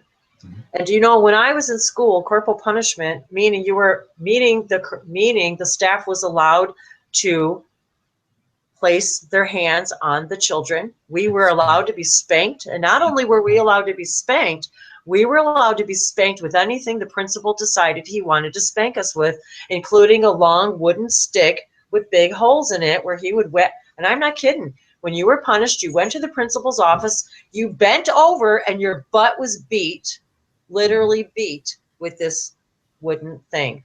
From And that that was point all on, without the I parents. never did anything wrong to ever, Wendy. I remember that where they didn't have to call the parents at the beginning. They could just. Oh, no. Nope. Yeah. They didn't need permission back then. That was like a written thing when you signed your kid up for school. We do this, and you signed to say it's okay. And that was going on in the Catholic Church, by the way, Oh all yeah, the the time. nuns too. Oh yeah, they were not nice to my husband. They Yeah. whacked him all the time. They beat him with the stuff on the hands. I mean, that was just the way it was. Yeah. So I grew up absolutely just despising any kind. I never hit my kids. I didn't have to. I never spanked my kids. I mean, I'm not saying when they're little, you give them a little pat on the butt, and but other than that, when it came to that, no, there was no, and actually even after that, I never even hit my kids. I never did. I didn't even spank them. Spanking was a big part of my childhood. My father was a spanker. Yeah. My mom a little bit, but not so much. Mostly my dad. He was the iron hand. When we did something wrong, you wait till Sunday when your dad comes, and that's the day and then you knew you were going to go get beat. I mean, that was just the way it was. So, yeah, no, early on, I hated any kind of violence whatsoever against any sort of living thing at all. So, yeah, and then later on, so yeah, and I did a lot of earthy stuff. I was always the hippie. I was always the flower child. I always dressed that way. I acted that way. I was just that way. I was sort of rebellious in the only ways that I was allowed to be, and that was, I would come home with, I would decorate my clothes, and I would do the, come home with writing and peace and love all over my stuff, and my mom would be mad. But other than that, I wasn't in trouble.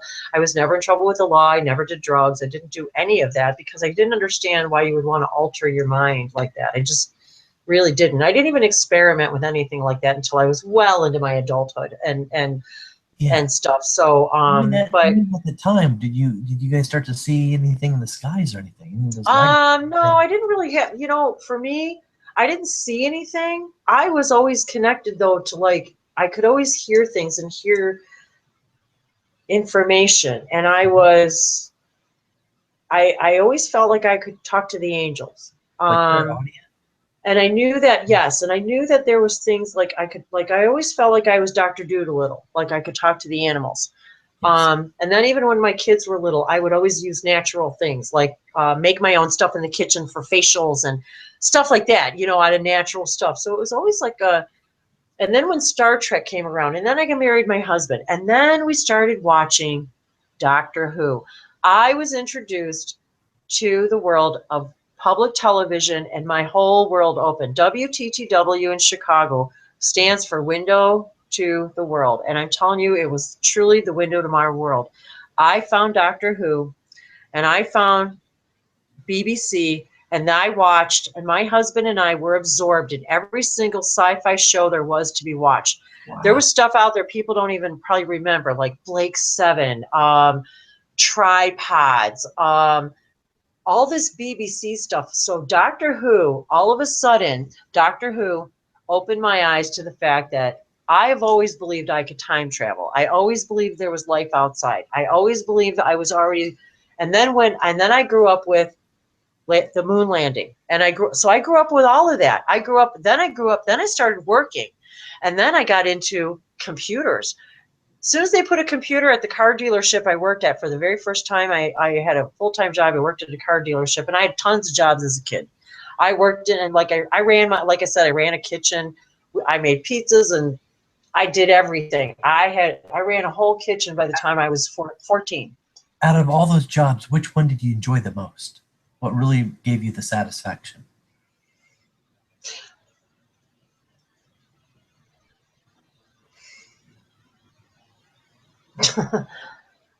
None of them. Writing poetry. None of them really were. None of them. None of them were what I ever.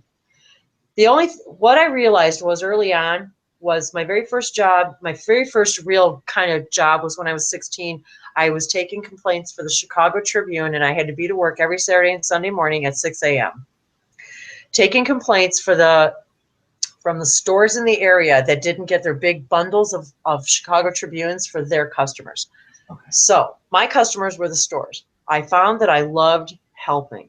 And the Chicago Tribune is the actual paper, the newspaper. Yeah, it's an actual newspaper here in Chicago, and I started out stuffing the you know how all the ads come in the Sunday paper? Well, the kids, when we were kids, we used to actually literally stuff the papers, wrap them in bundles, and we would throw them on the trucks, and the trucks would take them to all the stores in our local area. Mm-hmm. So that was my job. And then they asked me when I got a little older, did I want to start working in the office? So I kind of started working on the phones and stuff in a service manner job right away. Plus, I was already in the service industry, as far as my mom always had been, but I always knew I didn't want to be a waitress. I prefer being in the cooking in the kitchen as opposed to being a waitress or anything like that. So it wasn't what interested me. But I loved people, but that wasn't what I wanted to do. So anyway, I was more intellectual. That was really not. None of that is what I didn't like any of it. Truthfully, I was more intellectual. I wanted to do other things. I wanted to be in music and writing, and I wanted to be the best poet there ever was, and I wanted to write stories, and I wanted to make the world a better place, and I wanted to show people how they can be enjoyed. And I just had a whole different take on life. And so after I got married, and then I realized I had to work for a living and that we needed things, and I had 2 kids to support, I went on the back burner.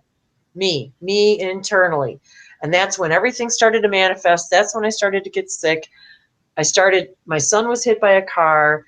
I ended up, when he was little, he ended up in a body cast. I ended up, and I ended up getting really interested in computers. I ended up starting in the computer industry. I started learning. And then I was in all of my jobs where I was always in management positions, in customer service positions, always. I was always in high positions, but I was always serving the public because I just wanted people to be satisfied. I wanted them to be happy. I wanted them to get a good value, and I wanted to support them in that because that's how I wanted to be treated. And so all that time, I'm in and out of, I didn't really do much in the way of the church. I was baptized Lutheran. I was confirmed Methodist. Then I got married in a Catholic church, but I did that for my husband's family. But other than that, religion, even that, I was not religious. I was spiritual. I didn't understand why everybody else didn't get it. I just couldn't figure out why. Yes, why are you all fighting about your religion when if everything's connected to everything, why are you even fighting? Why is there even wars? Why are you even judging each other? And why aren't you walking your talk? Why aren't you, if brotherly love and all the things that all your written documents are telling you in all your respective religions, why aren't you guys living your words? Right. If you're not living it and you can't figure out why it's not working, I don't understand why you don't understand. That was my take on it.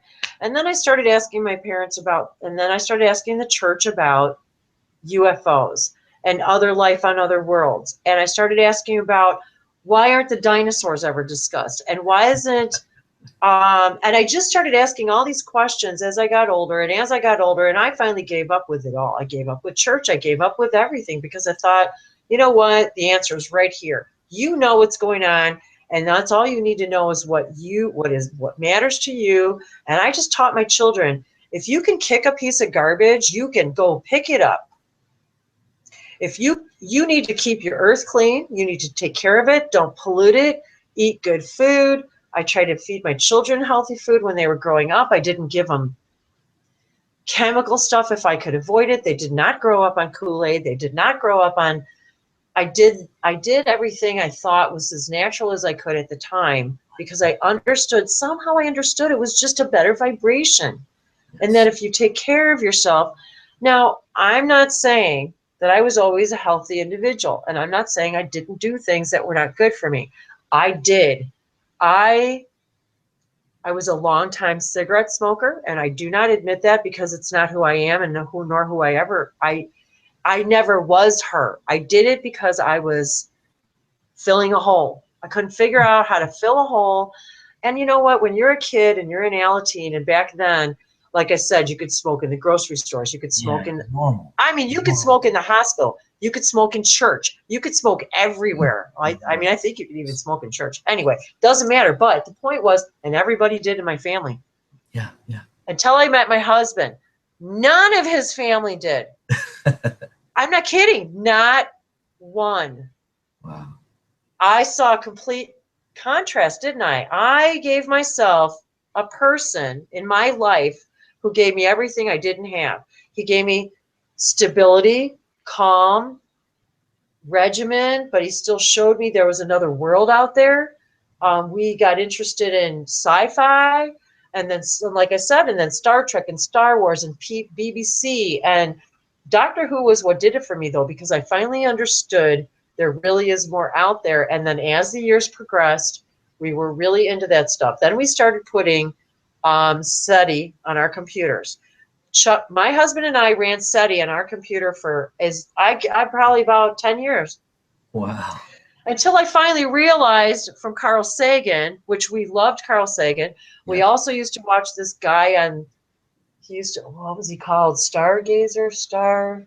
Oh yeah, the guy that walks around and has like the stars in the background. Loved him. Yeah, and at the end he says, "Keep your eyes to the sky." Keep your eyes to yes. Yeah, and he could walk away him. So Carl Sagan, love you, Carl. Carl Sagan's one of those ones where I want to channel on a Saturday webinar.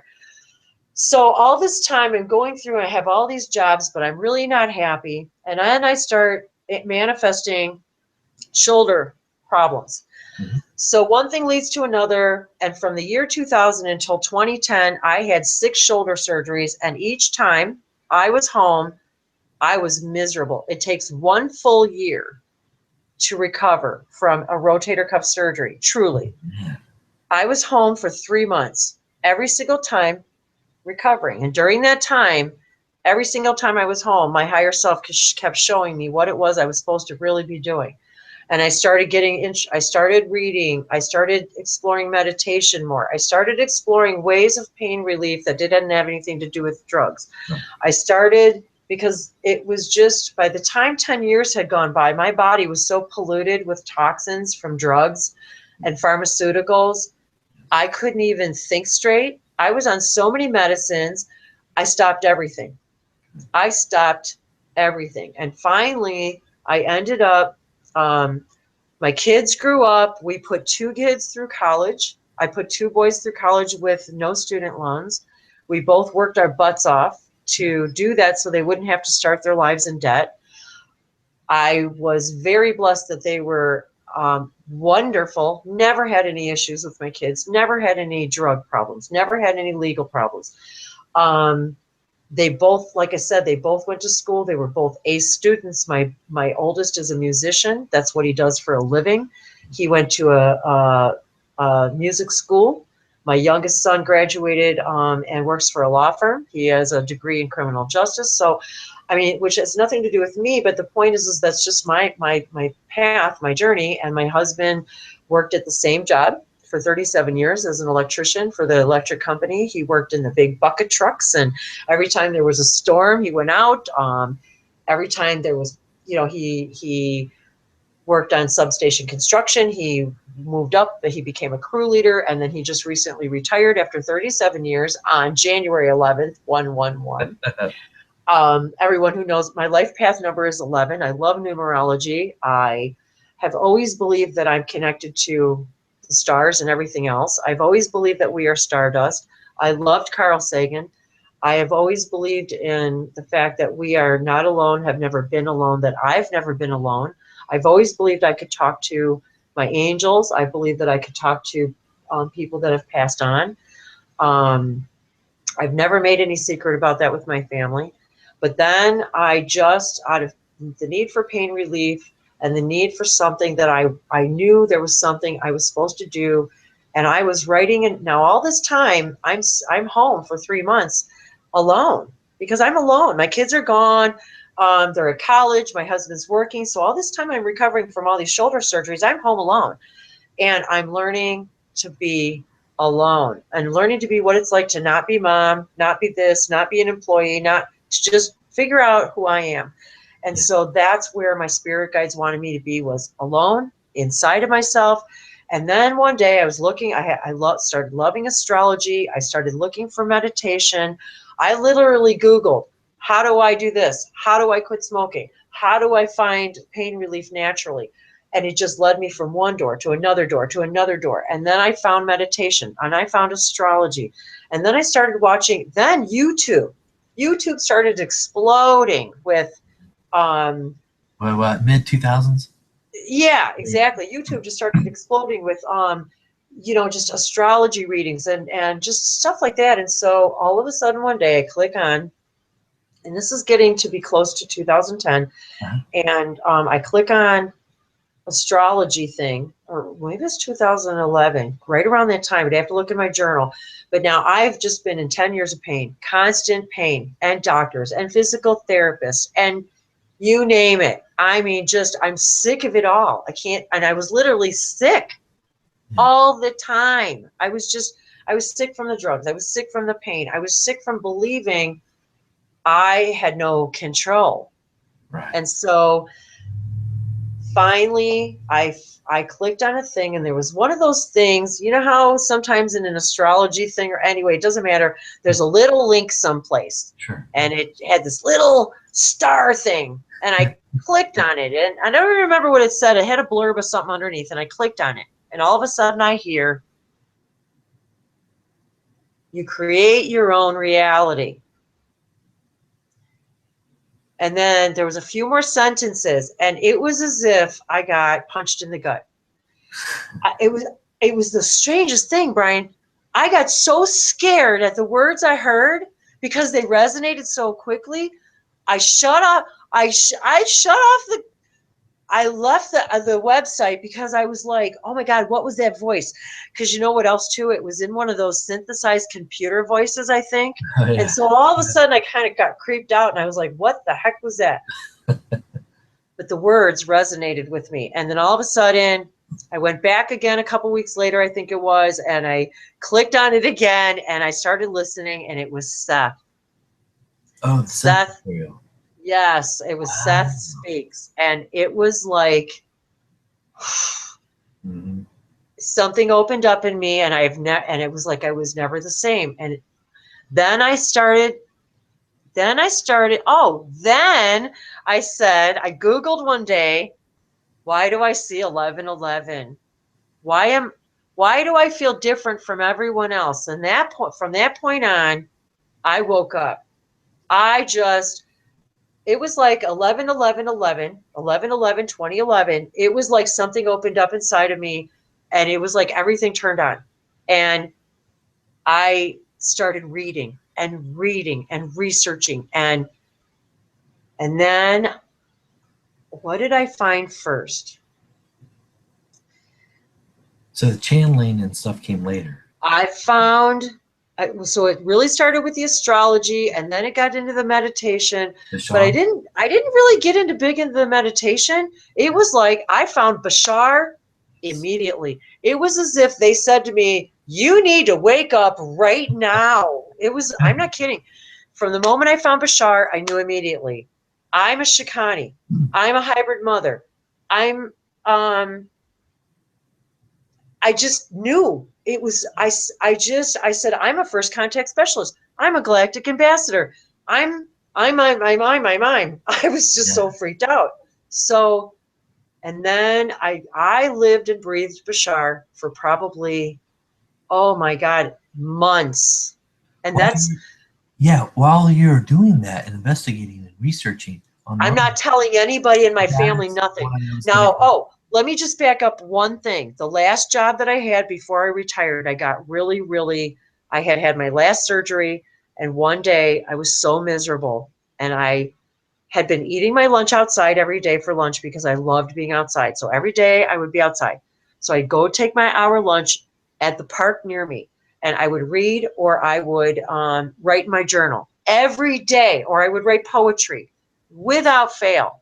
So one day I decided I'm done with being in pain. I'm done with being unhealthy. I'm going to change my life. There was a girl at work who started walking on lunch every day because she decided one day she was going to lose weight. And she was my inspiration.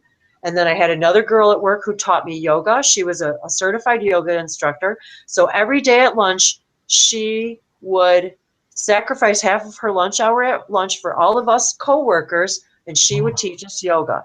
So now I had a girl walking at work, losing weight. I've always been a healthy eater. Oh, I just have. I've always been a good eater. I like fruits and vegetables. I've always eaten meat, but in small quantities. But I've always been a relatively healthy eater, but very Midwest. Um, just your meat and potatoes and spaghetti and pasta and pizza and just your typical Midwest fare. Not very healthy, but I still did like my fruits and vegetables. Um, so I was a pretty good eater anyway, but I just decided that my diet was contributing to my illnesses and that I needed to change my behavior and my diet and everything about myself. Um, Plus, I was tired of being ashamed of going to the doctor every time, they ask you if you've changed all these behaviors, did you quit that? Did you quit that? Or it would really help you heal if you took better care of yourself. And it would really help you heal if you had a pet. And that's another thing they told me. My surgeon told me that. He says, do you have a pet? And I said, no. And he says, you might consider getting one. He says, because it's a proven fact that people are healthier with pets and they help you heal. Yes, And then it dawned on me. that loud. Yeah, yeah. And that's when I said, I need a pet. Mhm. I need to walk outside. And that was it. One rainy October day, I put my tennis shoes on and I walked around the track at the park instead of reading and instead of writing and instead of wishing that my life was different. I started to make my life different. And I put my shoes on and I walked around that track. And from that day on, every day, I don't care what the weather was. It was raining. It was snowing. I live in the Midwest, north of Chicago. It's freaking freezing in here. It's cold here 9 months out of the year. I'm not kidding. And I walked every day. And I said, I'm going to manifest myself out of this job. I'm going to manifest myself into retirement. I'm going to change my life. I'm not going to be in pain anymore. I'm going to get off medicine. And then my girlfriend handed me the book, The Secret. Oh, wow. The book, The Secret, changed my life because That I was was from what, introduced. 2010, somewhere around there? Well, yeah, because I probably read The Secret probably back in 2009, maybe. 2009. 2000, yeah, maybe not, maybe 8 or 9. I have to think about that. Wow. And that book changed my life. So from that moment on, I realized I create my own reality. Now that was before I heard those words, but I realized that when I read The Secret, I realized that I have everything to do with everything. Yes. No longer could I stay in victim mode, because once you know that, you can't blame anybody anymore. Right. And You have to anything take that's that happening to you, Yes. You take it. so We take it. Yes. So that's what I did. So I started walking every day, and then shortly thereafter, the company, the whole economy went crazy, belly Yeah. up. 2008. I worked for a construction company that was no longer building because nobody had any money to build anything. So little by little, we all got laid off. I retired. Because I could no longer go back into the job market at my age, and I would have to go back to being a low level, you know, entry level job. And I told my husband, I said, no, we're done. I've been working 35 years. I'm going to retire and I'm going to start taking care of myself. And I changed everything. I got a dog. I quit smoking. I found Bashar. I found Roxy. I found Abraham Hicks. I found Human Colony. And then I found you guys and I started listening to all these videos. And I started listening. I lived and breathed Bashar. I couldn't get enough of any of it. Then I started listening. I didn't start listening to Abraham until a little bit later. But I found Human Colony, and then I made a comment one day on the Human Colony website, and I still wasn't, I was not on Google. I was not on Facebook. I don't even, no, I was not on any social media whatsoever. None. I did not know nothing about YouTube other than watching videos. I never commented on a video ever. I've never commented on anybody's Google stuff. I've never commented. I was too afraid of social media. So I find Human Colony and I start watching these videos and I start to understand who I am. And then I finally decided to get brave enough to put a comment on the Human Colony website about how I felt about this beautiful place that I had found. And when I did, Sarah, she commented on my comment and she and I became friends. And in while that was all happening, while I made friends and I found Sarah and I was watching all you guys' videos, because I think you were probably, already part of it then. I think Yeah, weren't you? I came in around February I started watching Max and Jim back even in October of 2013. Okay. So I didn't really join them because they were just doing little videos here or there. Right. They were just doing videos here and there, and I was just watching them. Yeah. It wasn't until I started really joining was around, I think, March of 2014. It was just that early of that year, Okay. 2014. That's probably right around the same time I joined, because you and I came in right around the same time, because it was just a few of us. It was just you and me and Sabrina. I mean, there weren't even hardly any of us. And I found Roxy. And I found Roxy through Bashar. Roxanne Swainhart, for anybody, Odyssey of Ascension. I found Roxy through doing some Bashar searches, and then I watched every one of Roxy's videos. I went back and started watching them from the beginning, and then I just started watching her videos. And then I started finding other channelers. Little by little, I started watching other channelers, but primarily I stayed with Bashar and the Human Colony. And then I started listening, and one thing led to another. And then I just started listening to, they started doing language hangouts. And I had never heard anything like it. And then I heard, I think Sabrina or somebody started talking about it's been referred to as speaking in tongues. And then I started to put the puzzle pieces together and remembered my childhood. And then I told them how excited I was about that language, that Chico. And I said, I learned this language when I was a kid. So then one day, you guys are all in a hangout, and I was listening to the hangout, and I was in the shower. And something extraordinary happened to me. When I was in the shower and I was listening to you guys in a hangout, I started channeling. I started hearing a voice, and all of a sudden I started to cry. And I felt this energy, and I didn't understand what was happening to me. And it was like it got stuck in my throat chakra.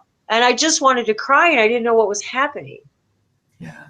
So I was like, wow, that's interesting. So then I finally got brave enough, and I hopped in the hangout, and I said, wow, guys, there's something about the water. Because now when I take a shower, I'm getting like this, I'm hearing things, and I'm feeling things, and I'm getting messages, and I'm like, and I cry. I'm like, why am I crying all the time? Do you guys cry all the time?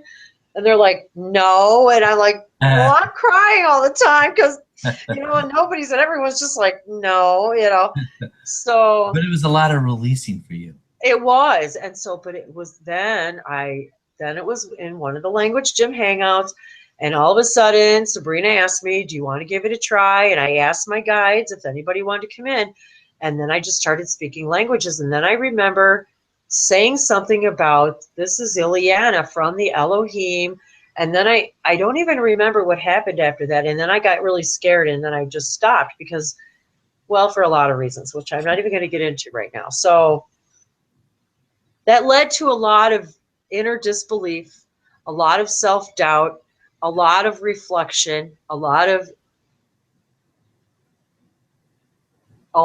just a lot of things. And then we started hanging out together, all of us, and it was nonstop. Yeah. My husband was working constantly. He was working double shifts. I was home alone all the time.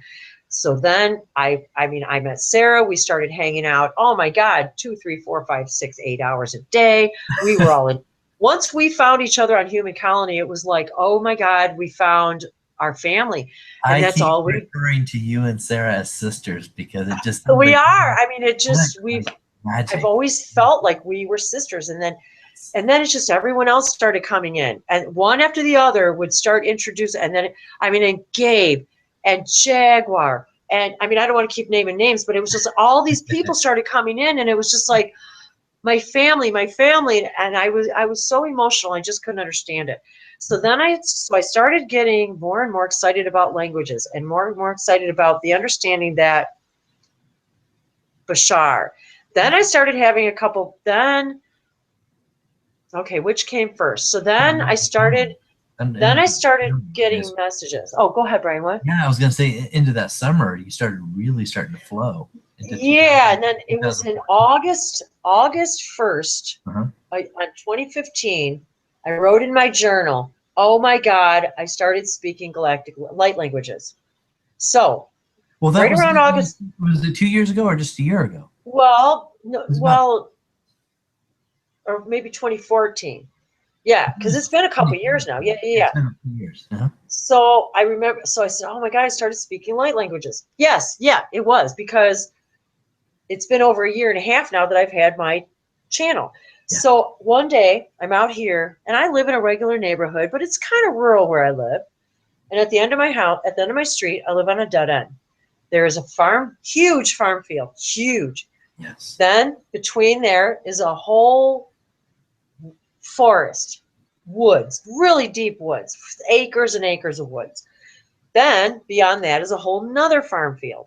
So I get my dog, he and I start walking through the woods, and I'm speaking languages out in myself, to out loud and to whatever in my mind. And I'm talking to the trees and the fairies, and I'm talking to Sarah about, oh, Sarah, you need to go start talking to the trees, and you need to go start talking to the water, and you need to go start talking to the snakes, and you need to go start talking to the lizards. And anyway, so I've always believed I'm a fairy. Yes. I've always believed I'm an elf. I've always believed, the whole story of Tinkerbell and Peter Pan. Yeah. Mm-hmm. So, here's Peter Pan and Wendy. Yes. And that whole story, sometimes, Brian, I really think, honest to God, I swear to you, I think that's my story. I'm not kidding. Because the whole thing is about her and Peter Pan. She was really more like the mom figure of the group. They were more like brother and sister, not love interest, not really. So, but when you read the actual Wikipedia version of Peter Pan and Wendy, it's pretty freaky how it's very synonymous with my life. So anyway, beside the point, I've always believed I was supernatural, that I had powers, that I could talk to things, that I could hear things, that I could see things, that I could understand things in a way people couldn't, that I saw things on a higher level. Even my parents, it was like, why are you fighting about this stupid stuff? If you would just do this, this, and this, you would figure it out. Why won't you listen to me? So there was just all that going on in my life, and even at work, it was like I just saw everything so transparent of how you could fix things, but people weren't listening, and it was frustrating. So anyway, when I found all of this, and I started speaking all these languages and started hanging out with Sarah and all you guys, I was walking the dog, and I started speaking languages, and one day I hear clear as a bell, we'd like you to take your cell phone out of your pocket and start videotaping nature, because there's these things called light codes. And now by this time, I think I had also found Brad Johnson. Mhm. I found a whole bunch of other, Yes. so I'm getting both sides, scientific and spiritual. So I'm merging these. And the Sasani and the Shikani are extremely intellectual, but they're also highly spiritual. So I've got both ends of the spectrum here. Plus I collect angels. For 20 years I've been collecting angels. All over my house I have angels. I also collect clocks. I'm obsessed with time and time travel. I've always believed I could travel through time. I've always believed I was a time lord. Yeah, yeah. Then we hang out that weekend with Max when I meet you at Max's house. And what does Max say? But that day, I've been burning this candle for 5 hours, this candle that's only supposed to burn for an hour. This girl is so alien that I can't even do Reiki on her. I do reverse Reiki. And then on top of it, the candle burns for like 5 hours instead of one. So Yeah, anyway, long it's time. like all these, like, I know I've been able to manipulate time all my life. So all of this stuff comes crashing in, and I start Yeah. channeling, and then I start getting all of these galactic scripts, Wow. Yeah. just books and pages of all these scripts start coming to me. Now hold it. Stay right there. Hold that. Wow. Yeah, the symbols are amazing. I Some mean, like just, I've never even seen before. Yeah. you're kidding. I mean, just pages after pages. Yeah. So a lot of this is new. And I'm like seeing for the first time. That's really And amazing. I've been posting this stuff on the my Google website. So anyway, Yeah, yeah. I hear this voice in my head in the forest, and they say, we want you to start videotaping the forest and the flowers, because there's chakra energy in the colors from the flowers. There's music coming from the trees. There's light codes and information. We have packets of information that we'd like you to deliver to the human collective consciousness, Mhm. and we'd like you to, and I'm like, well, I don't like being in front of the camera. And they're like, for right now, just videotape nature. Yes. Because the light codes, we want people to understand that there's more to being in nature about healing than just it feels good. It feels good for a reason, because there's vibration and frequency, and the plants are singing to you. And now I find out about plant concerts and how you can hook up an EEG machine to plants and they actually sing. So now I got light languages, and I'm channeling, and I've got all this stuff in, and then they tell me, okay, so now we want you to make this video. Now I've never even made a video on my cell phone before either, mind you. Never. I've never recorded my voice. I've never recorded a song. I've never made a movie. Nothing. I never even used my cell phone for anything but a cell phone So until that. a couple years ago, you weren't even thinking about any of this. Like, No.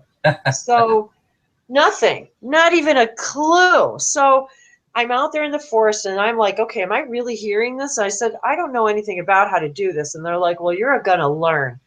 And by the end of the day, you're going to have a YouTube channel. And I'm like, what?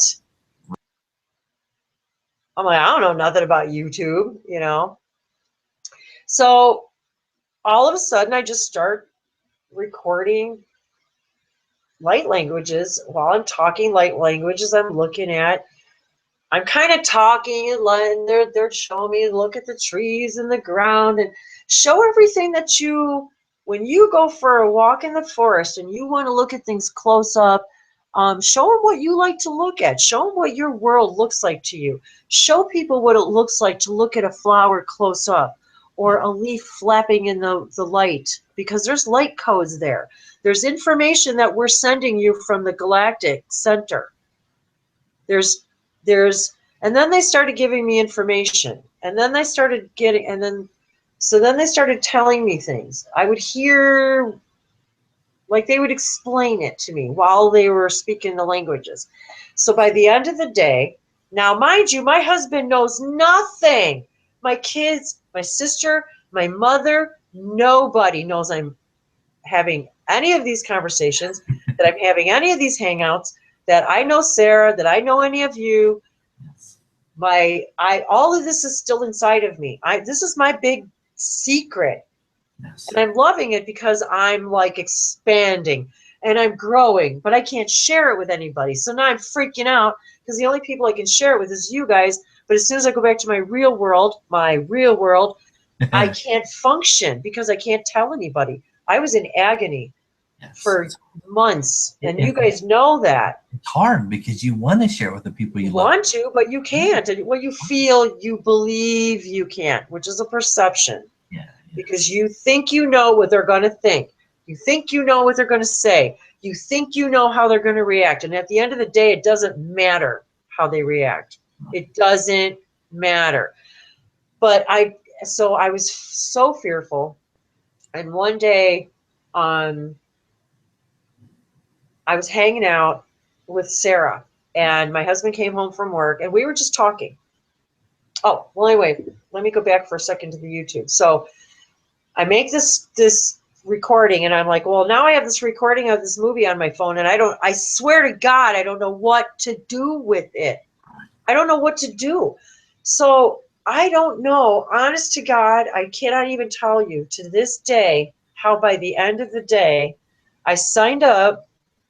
Now, I finally had gotten brave enough a few months before that to set up my Wendy Wolf Google profile. And I still, even then, didn't really know anything about Google or much about it. But so I only had Wendy out there. And so I was doing all my hangouts through Wendy. And I also chose Wendy Wolf because it's my maiden name. And I knew none of my family would look for me there. I knew none of my coworkers, my past coworkers, would look for me there. I knew nobody would find me there because that's not my married name. And it's not my name. Nobody goes by it. Nobody knows me by that name. So I set up my Google page incognito. And I thought, you know what, if my family finds me, then they do, whatever, I don't care. But I'm setting it up under my maiden name, Wendy Wolf, because that's the name I was born under. And it made me feel very connected to nature. The name wolf is very strong for me. It was, my father actually has a tattoo of a wolf on his arm. But that's actually to hide an old girlfriend's name, but that's beside the point. He chose a wolf. And it's something that I hated as a kid, but now I embrace. My connection to all living things and the animal kingdom and my Native American side and all of that, my elementals. I have a wolf, white wolf, I have a Native American female spirit guide who walks with a white wolf, and she is my guide, and white wolf is my guide. So I've come to really learn that that's part of me for a reason. And so anyway, I set it up under Wendy Wolf, and then that day, I said, well, what do you guys want me to do with this information? So I said, I'm not putting it under Wendy Wolf because I don't, just in case somebody finds me, I don't want them to find me that way. So they said, well, I said, well, who am I speaking to? Who is this that's giving me this? And they said, for right now, we are the emissaries of the Light Collective. We are a collective of light beings from all realms, all civilizations, from the angelic realms, all frequencies, your star families, your galactic families, your spirit guides, the elements, the elementals, the Shikani team, the Yael, I mean, the Lyrians, the Arturians, the Fendorians, everybody in Gertfitnir. I mean, they just gave me the whole. They gave me the whole list, and they said, we have all agreed to participate in this Light Collective, and we call ourselves the emissaries of the Light Collective, and we are sharing our knowledge collectively for you, in such a way through light languages of various languages, and light codes, and a combination of your energy from your hands, your energy from the galactic languages, your energy in general, my energy. I'm pretty high energy, as most people who know me know. I'm really high energy. So I've always known that, always felt that. I've had the privilege of having had private sessions with James Charles, and finding wonderful things out about myself. I've been involved in many hangouts with variety of channelers, being able to have the privilege of asking them questions about me, who I am. I feel this connection to this thing. Can you tell me about it or that thing? Sarah and I, you and I, we've all experienced, I believe, timelines upon timelines upon timelines where we've been together over and over and over again. We've been brothers and sisters and mothers and fathers and cousins and aunts and uncles, and we've been everything to each other. We've been each other's children, so we've been each other's mothers, fathers. We've been Pleiadians and Arcturians. We've been. I've witnessed. I've channeled the Hummingbird Collective. I've channeled the Unicorn Collective. I've seen myself as a mermaid. I've seen myself as a unicorn. I've seen myself as a canine. I know I'm a being from Sirius. I've seen my home surrounded by wolves of the wolf pack of all different colors when I knew that I was carrying a hybrid wolf canine child. I mean, I could not make this stuff up if I tried. This was all stuff that came to me in meditation. I write, one of the most important things to me, I was given this journal by my son many, many years ago, and I saved it. And the day I found Bashar, they told me, this is where we want you to start recording everything. I called this my Bashar book, because as soon as I found Bashar, I started recording everything I could discover about what I felt was important. I've got drawings in here of Tesla's coil. I've got writings and pages of notes from Bashar videos. I've got the space-time antenna drawn in here. I've got all my experiences. All the sacred circuits. I have all the Sirius sacred circuits in my book. Everything from day one that Bashar said to me, or the Shikani said to me, this is going to be important for your journey, I wrote in this book. And I only record very specific things.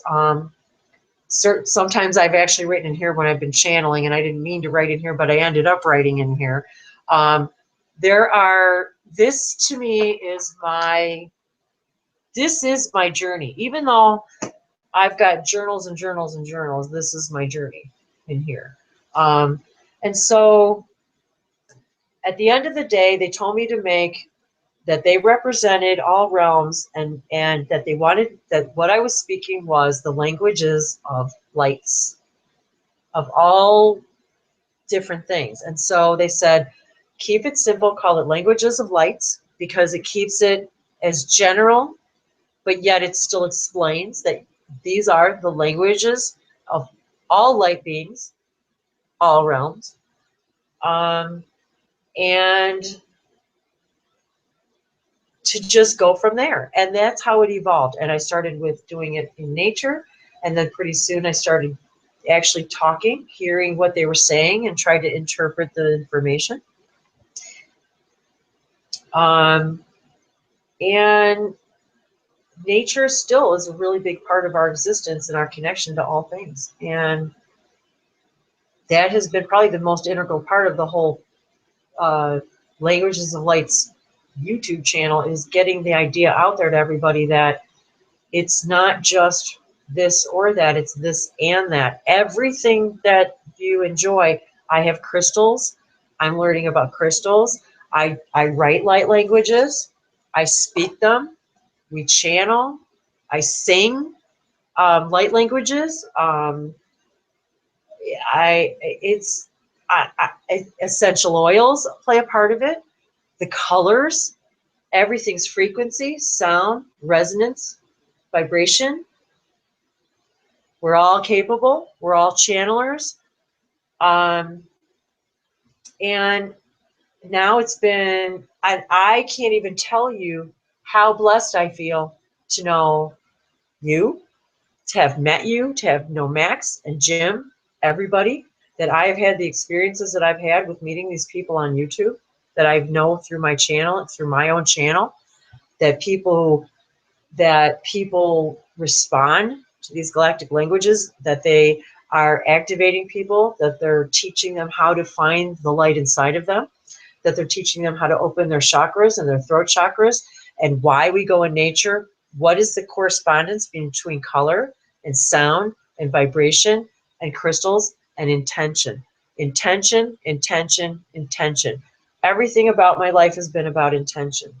Deciding what it's going to be, and then learning to follow the synchronicities and understand that everything is a synchronicity to you, because it's your life, your universe, talking to you, showing you you're in harmony with your core vibration.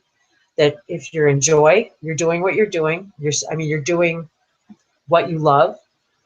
That was the thing I take from my whole journey. Is all those years I excelled at everything I did, but it wasn't what I was not following my true heart's joy. I was still bringing joy to everything I did, but I wasn't following my own joy. Now I understand what that really means. I'm still learning, like all of us. I'm still learning. How about the time when, was it about a year ago, you started opening up to your mom about this? Or? Yes, and I started opening up to my mom, and now I've actually started. I really danced around a couple of weeks ago. I danced around the subject of YouTube. But I didn't say anything. But she knows now that I'm out there in the world. My sister knows, and my family knows. I told my husband, bless his heart, I finally told him I spoke galactic languages. I did not tell him until I had hundreds of videos already out there on YouTube, and it was on our 35th wedding anniversary last August, and I told him I had been speaking languages and that I had a YouTube channel, and he was pretty shocked. I'd have to say he was pretty shocked, and because I finally understood, it became far too painful to not be myself, especially with my partner. And you will all begin to understand that. You will manifest pain, suffering, illness, disease, L's resistance. Every time you are not who you are, you're in resistance. And I did want to touch just on one little thing that I do look young for my age. And, back when I was very, very young, I intended, and I take after my dad, and my dad's side of the family has always looked pretty young for their age, I will admit. However, I decided a very long time ago that I, much like Peter Pan and Wendy, and I didn't need to age. I didn't believe that we as humans needed to age the way we believe we do. I believed that it was a decision, that you can be as spry as long as you choose. That I just always believed that. And there was a product that came on the market. And I'm not going to say it because I'm not promoting any products. But when I was young, a product campaign came out on the market that had to do with women and longevity, and I believed in the product, but it wasn't about the product. I believe at that time I said to myself, if I want to be, I can be the fountain of youth. And I would put this stuff on my face. I've also been to places in the world. Puerto Rico is one. Where I've been to places where the water was in caves was touted to be the fountain of youth, and the water was supposed to be. So I've literally put my hands on the mountain and put the water all over my face and my arms. And I just felt like intention was more important than anything. And even my husband, to my irritation back then, used to say, well, I would come home all, irritated from work, and I worked long hours. I was on salary most of my life. I worked a lot of hours. I was devoted to my work as much as my family. And yet still, I will say, I want to say this, I worked full time and I worked long hours, but you know what? Until my children went away to college, we sat down together as a family every night for dinner until they left for college, or until they were in high school and got too busy with their lives. But that was not an option as far as we were concerned. I knew where they were, who were they with, but not in a possessive way, but in a, I love you and I want to know where you are and that you're safe and and I trust you enough that I've given you this foundation to guide you to make the right decisions, but I'm still your parent. And until you're 18, until you're not in this house anymore, you're under my rules. And I want to know where you are and who you're with and what you're doing within reason. And you will be home every night for dinner. And unless I'm not here to cook it, or we're doing something, or you're busy with your activities, we're going to have dinner together. And so that was a must. So I came home every night from working full time. I made dinner every night. We cleaned the kitchen. Bedtime was a ritual from the kids the time we're born. We did dinner. We did bath time. We did snack time. We brushed our teeth. We read stories. And then it was bedtime. No questions asked. Never had bedtime issues with my kids ever. Never, ever, ever. Every now and then they would go through little phases where they would sneak out in the, watch TV but that's kids. Kids do that stuff. That's what they do. But you know what? Never had tantrums, never had bedroom problems. So the point is that be with your kids, be present in their lives, be integral part of what they're doing.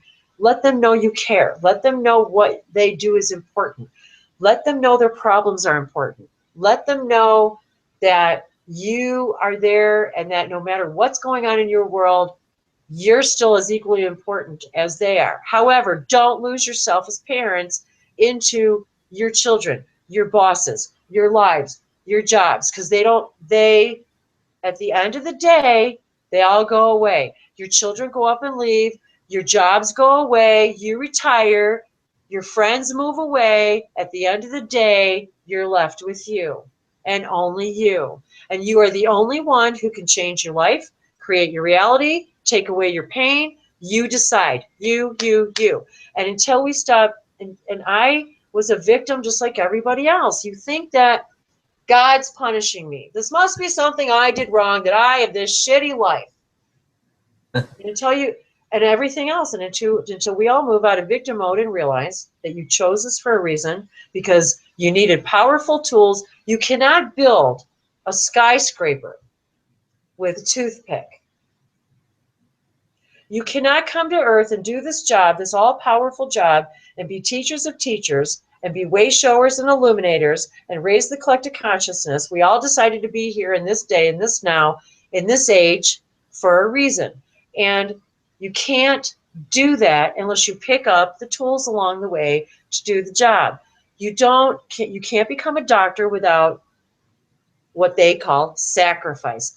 You, Brian, tell me about what you're going to school for. How you are going to school for hours and hours and hours to do something which at the end you believe is going to be a gift to humanity. You're going to go to school, you're going to sacrifice, your kids are, but yet all the time you're taking care of your kids, you're making sure their needs are met, you're making sure your physical needs are met, because if your physical needs and your emotional and your spiritual and your psychological needs are not met, yours, Brian, the individual, you aren't going to be there for your children, because you can't. You can't be there physically, mentally, spiritually, or emotionally for your children or anybody else in your family if you're not there yourself. And you can't do that until you find out who you are, what you love, what's your joy, what you're good at, what you want to do with your life, until you figure out that that's what is supposed to make you abundant. Because the whole time, the reason why we're angry at everybody in the world is because we're not doing what we want. And the reason why we get angry at people who are doing what they want or making a lot of money is because we're mad at ourselves because we're not doing it. That's the only reason. The only reason. You judge somebody else because it's something you think you're not doing in yourself, or that you're lacking, or that you don't love. And this is another reason why when I heard this thing in the Bashar event a few months ago, and this whole self-love challenge thing, and all of a sudden they tell me, write this down. This is going to be important. This is something we want you to take to the human collective. Not just the people who are watching this event, but we really want you to reach out to the people who listen to you, because it begins with self-love. And it's just a simple thing. It's a simple thing that for 7 days a week, for 7 weeks, for 49 days, which 4 and 9 equals 13, which everyone knows Shikani loves the number 13, which means transformation and Saibo. And because they're telling me it's got to start with self-love. And so if you can take, literally, these exercises take 1 minute, if that, a day, in the morning, and 1 minute before you go to sleep. Yet they are so weirdly transforming. And all you're doing is looking in the mirror, talking to yourself, saying things like, I am abundant. I am fulfilled. It has a profound difference because, one, you're taking the moment to be here in the now. In the 2, present. because you're looking at the windows to your own soul in your eyes that we're all afraid to look at. Why are we so afraid to tell ourselves we love each other in the eyes? That's why we have so hard trouble looking at each other in the eyes. Because the other person is a mirror. They are a window to your soul too. So anything you see or judge in another person is something you need to turn around and look at real quick. And when we learn that as a globe, we'll have it finally figured out. But and the other thing I learned is it doesn't matter whether or not anybody else gets it for me to be confident in what I know. And I don't need, this is why we feud over religions and countries, because we are so worried about the other guy figuring out, you need to understand why I think the way I do. And if you don't, I don't like you. You need to understand how you make me feel. You need to understand why you make me angry.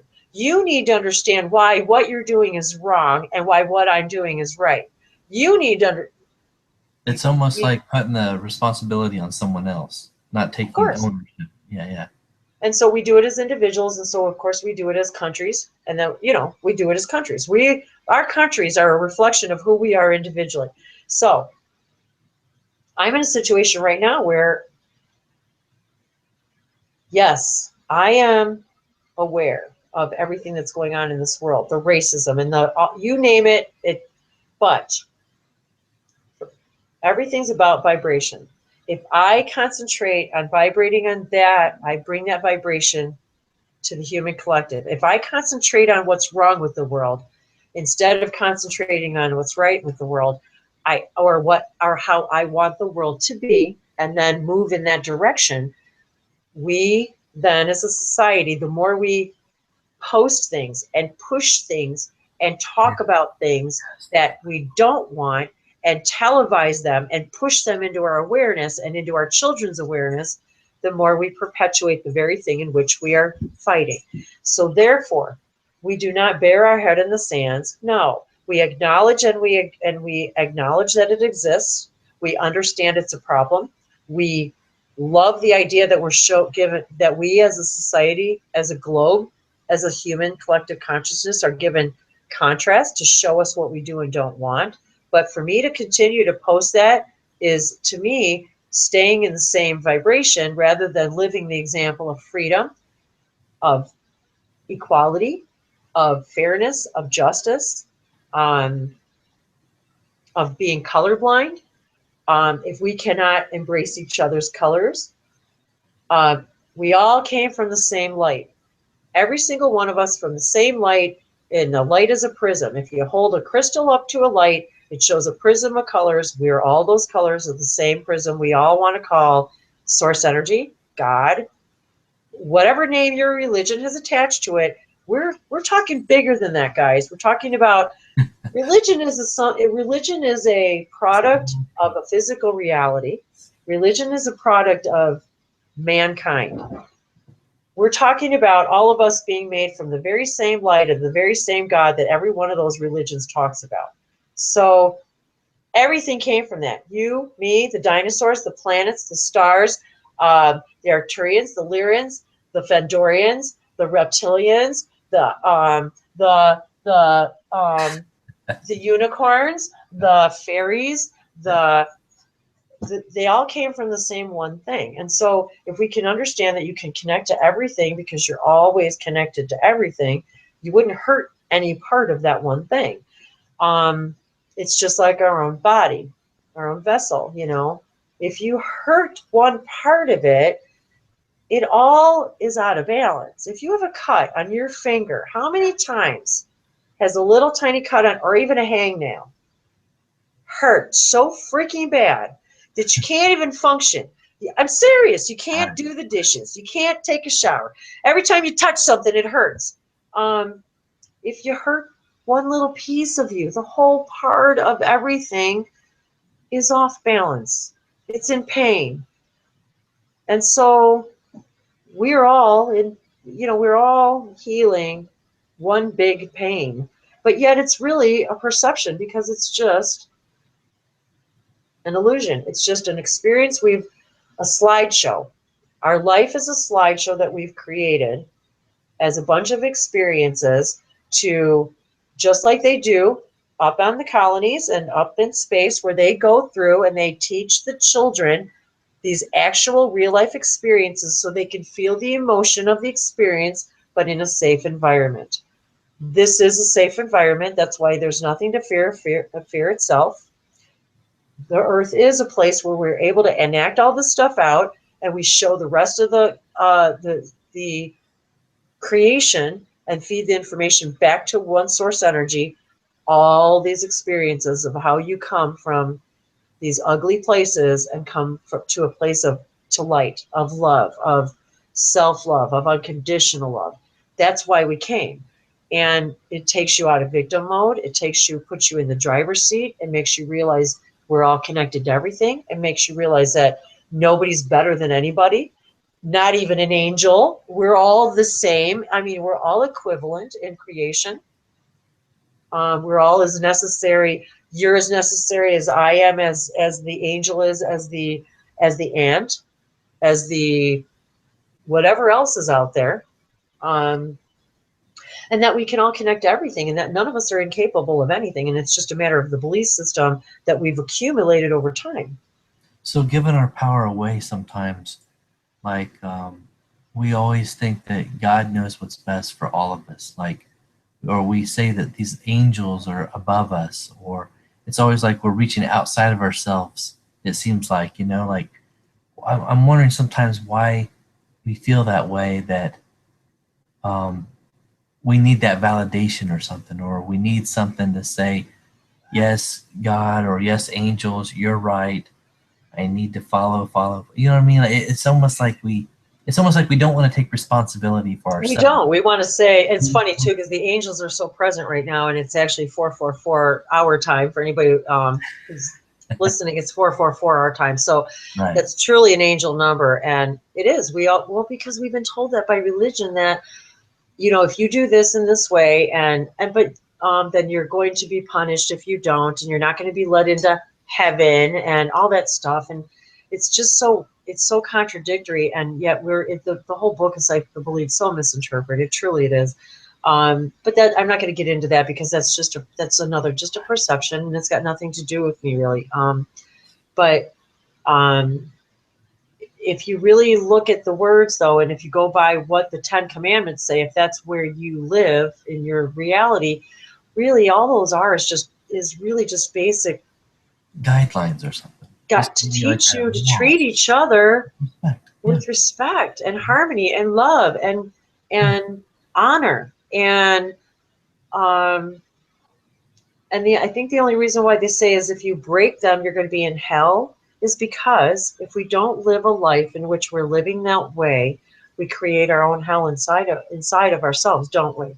And to me, that really, is the epitome of really what heaven and hell really means to me, is we really know. I know I created my own hell, because I know that's what I did on purpose, and then when they say, well, hell is on earth, and well, that's still a metaphor and a perception, but I mean, hell really is just it's just a perception that we create ourselves. And if you believe that you're moving through billions of timelines, multiple times, billions of times per moment by moment, you realize that it just is an experience. It's just a slideshow you put together for yourself, and you lose all judgment for yourself. You don't hate yourself anymore. You forgive yourself. You forgive everyone else too, because you realize, well, they didn't do it to be malicious or mean, or they did it because we co-created. We decided we were all going to change roles. And in this one, I get to be the daughter, and I get to be the daughter of the mom who drinks. And you know what I mean? We all just decided different roles for different lifetimes, and how to pick it all up. And that's what our Akash is, if you will. That's what our, experiences are. And I know I've been in Egypt. I know I've been all of those things. And I am. I still am all those things. I am all those things right now, simultaneously living all those lives. There is no past, present, and future. Everything is right now. and they're happening all right now. And now the timelines are bleeding through each other because of all this new awareness, the age of Aquarius, this energy. Now we've got this whole new cloud that we understand, this cloud of energy that's coming toward Earth that we all are beginning to understand through our channelers, our information we're all personally getting. And we are truly living what our history has been telling us we were going to be living. This is the Enlightenment. This is the age of Aquarius. This is the time when we realize that this isn't working. None of it's working. That Earth is ascending. Everything they talked about is happening. We're all beginning to see more colors, see auras, realize we have the power to heal in our hands. You already cut yourself and you heal.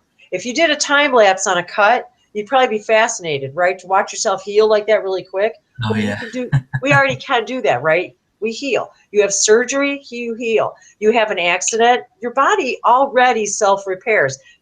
If anybody from another planet who didn't self-repair watched us, they'd go, wow, look at those people. Their stuff heals in a couple of days. The whole thing goes away and it disappears. Well, now we know if you hold your Reiki energy, your hand over that cut, now you know you can heal it. And if you allow your belief systems, you can allow that to heal within moments, not days or weeks. It's not magic. We think it's magic, but now we know everything that we have ever imagined is true. You cannot imagine anything you're not the vibration of. So therefore, if you think you're a something, a Pleiadian, a genie, an Arcturian, if you think you're Shikani, if you think yes, then yes, yes, yes, yes, yes, because you can't imagine it if you're not. So now I jump fast forward. I get a couple of private sessions with Jim, and I realize that everything I ever believed from the moment I started watching Bashar was true.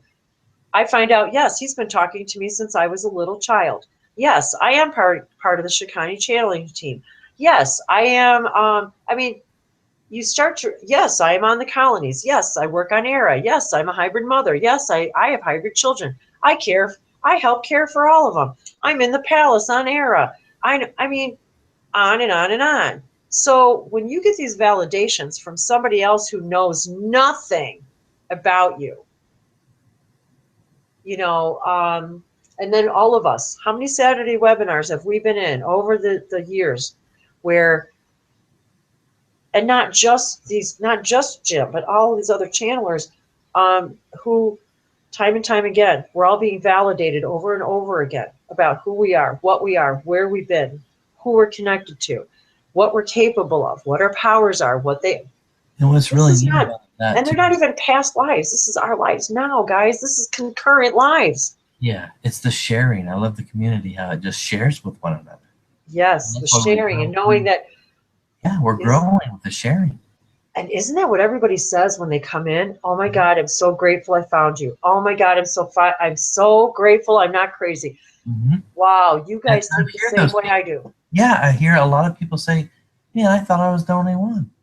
Exactly. How many people, just the other day, came into the hangout, the light language hangout, saying, I can't believe this is somebody, she came into my hangout, she's like, oh my gosh, I thought this was just speaking in tongues. I thought that, I didn't know, I do this all the time. I didn't know that I didn't know it was called light language. I didn't know there was other civilizations out there on planets trying to talk to us through other languages. I didn't know that.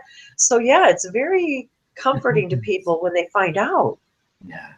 And I don't understand why any of this resonates with me other than it does.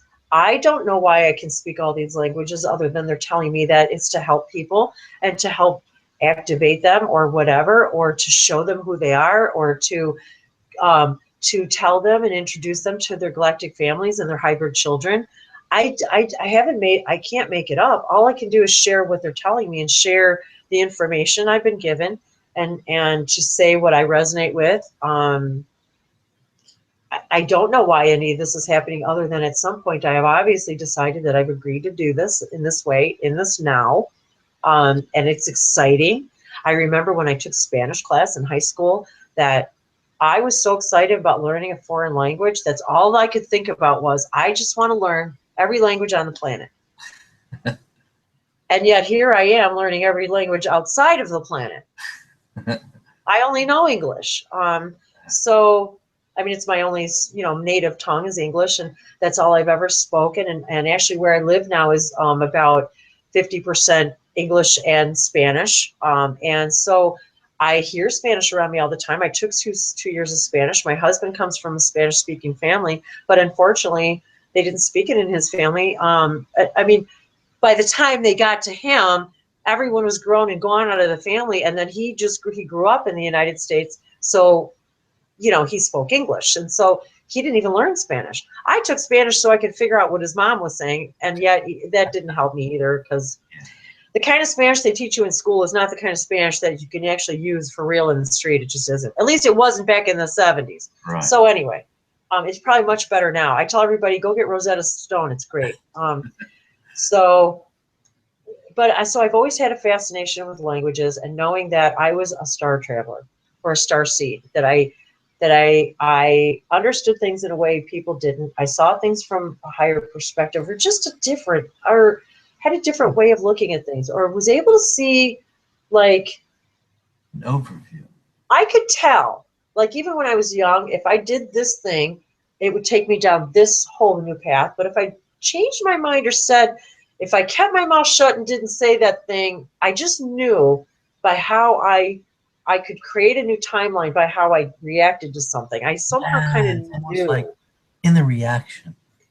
Yeah, exactly. And I think we all do that anyway, as kids learn that early, don't they? And so do our animals. If I do this, they're going to do that.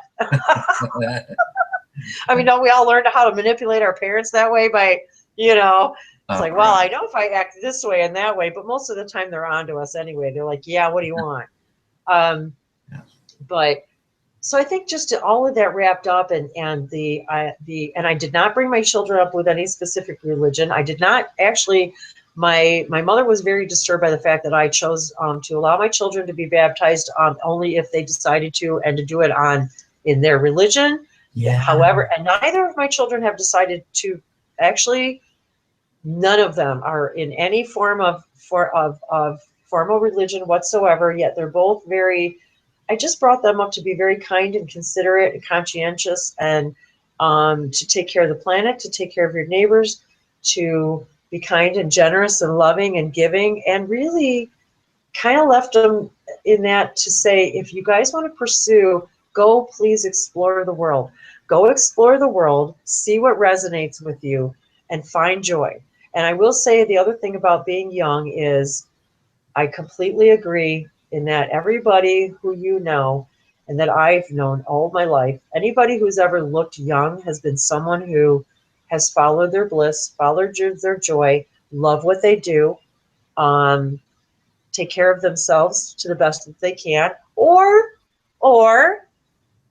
I love the ones who drink and smoke and eat what the hell they want and say, it doesn't affect me a bit, and I look great, and I'm going to live to be 1,000. So you know what? I love them all because they all are right. They're all right, because if that's what you believe, it will be. What you believe is. What you say after the words, I am, is. That is your life. That's your creation.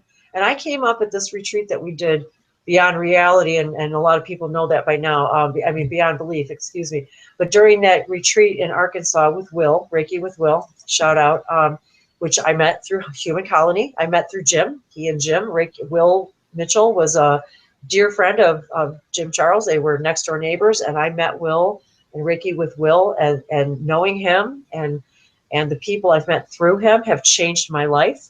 That retreat changed my life. I am still reeling from that retreat and the people I've met there. We are a family. We're a family in a family. That's what I say. You feel that family connection. You feel like I got to meet Sarah for the first time. I got to meet you. I got to meet Max. I got to meet Jim. And I mean, all that to me, to hang out with you guys for years and then to meet you all in person was about the best experience of my life. That day, because you were first, I got to meet you first and Max. And then I got to meet Brooke Alyssum, who was at that weekend, and she's a healer, and she is just a beautiful goddess energy on YouTube as well. And I got to meet her. And then, but all of you, to touch you, hold you, see you, after knowing you all this time has been the epitome of my experience. And knowing that we have shared the most intimate moments, all of us, and our fears and our hopes and our, I mean, to come awake in all of this, it's like coming out. Now I completely understand what it's like when people talk about coming out of the closet and becoming who you truly are, whether it's your sexual preference, your color preference, your religion, your spiritual beliefs, your ET beliefs, your galactic beliefs.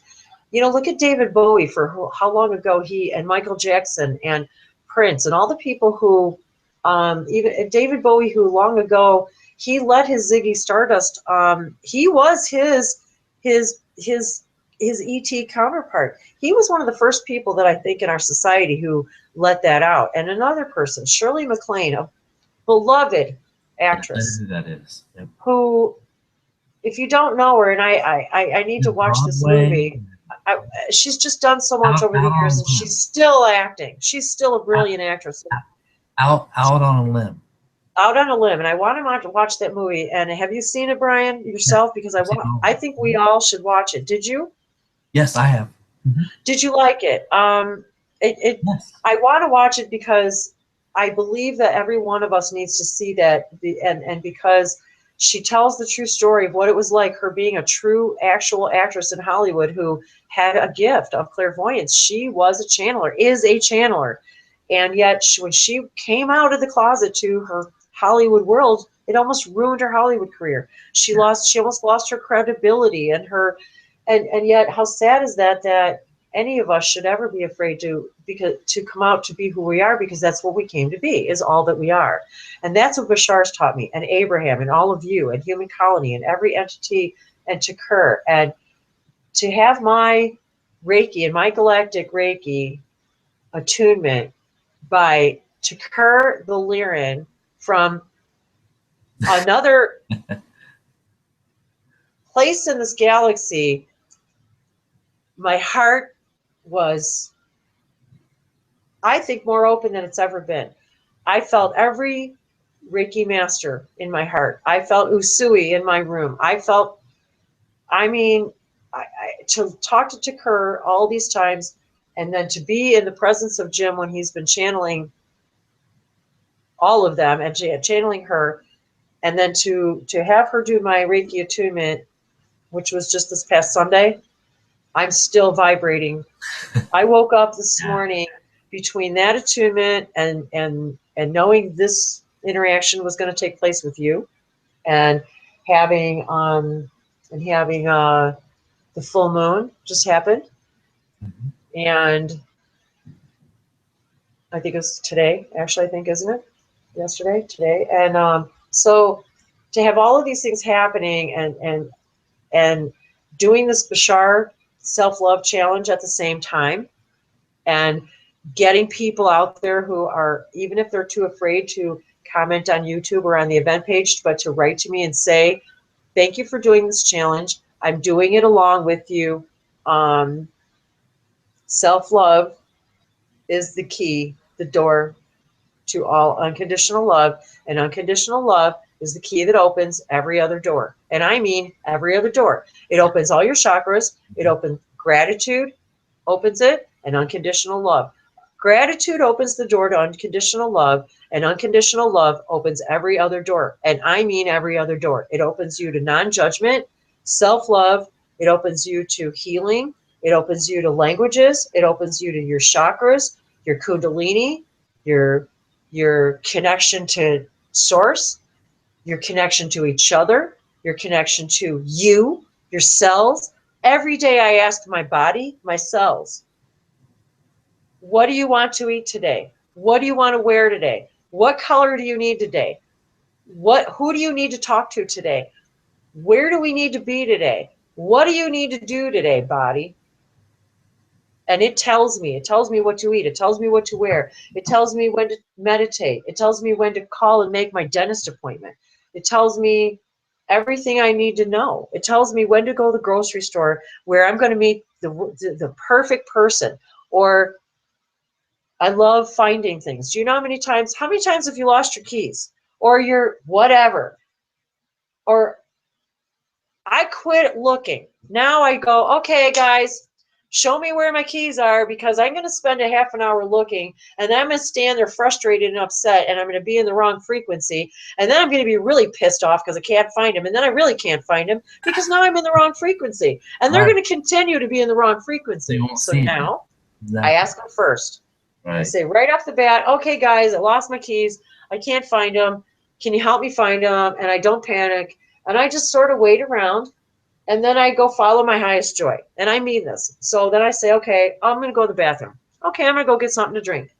I'm going to go. And all of a sudden, I swear to you, and I've proved this to my family time and time again.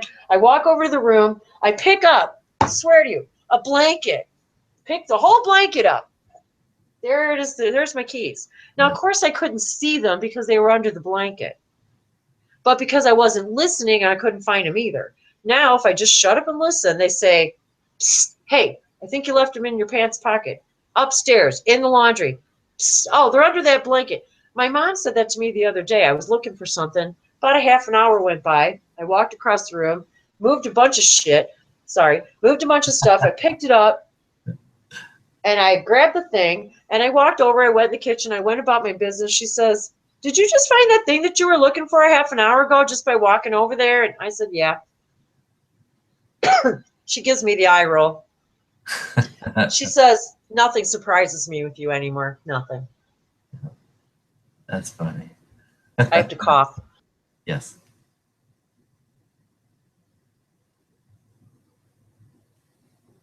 So now let me ask you this, because I know our time is nigh. And you know me, I could hang out for 12 hours, which I have, by the way, people. I'm trying to think, what was our longest hangout? I want to say it was at least 12 hours. It was longer than 12 hours.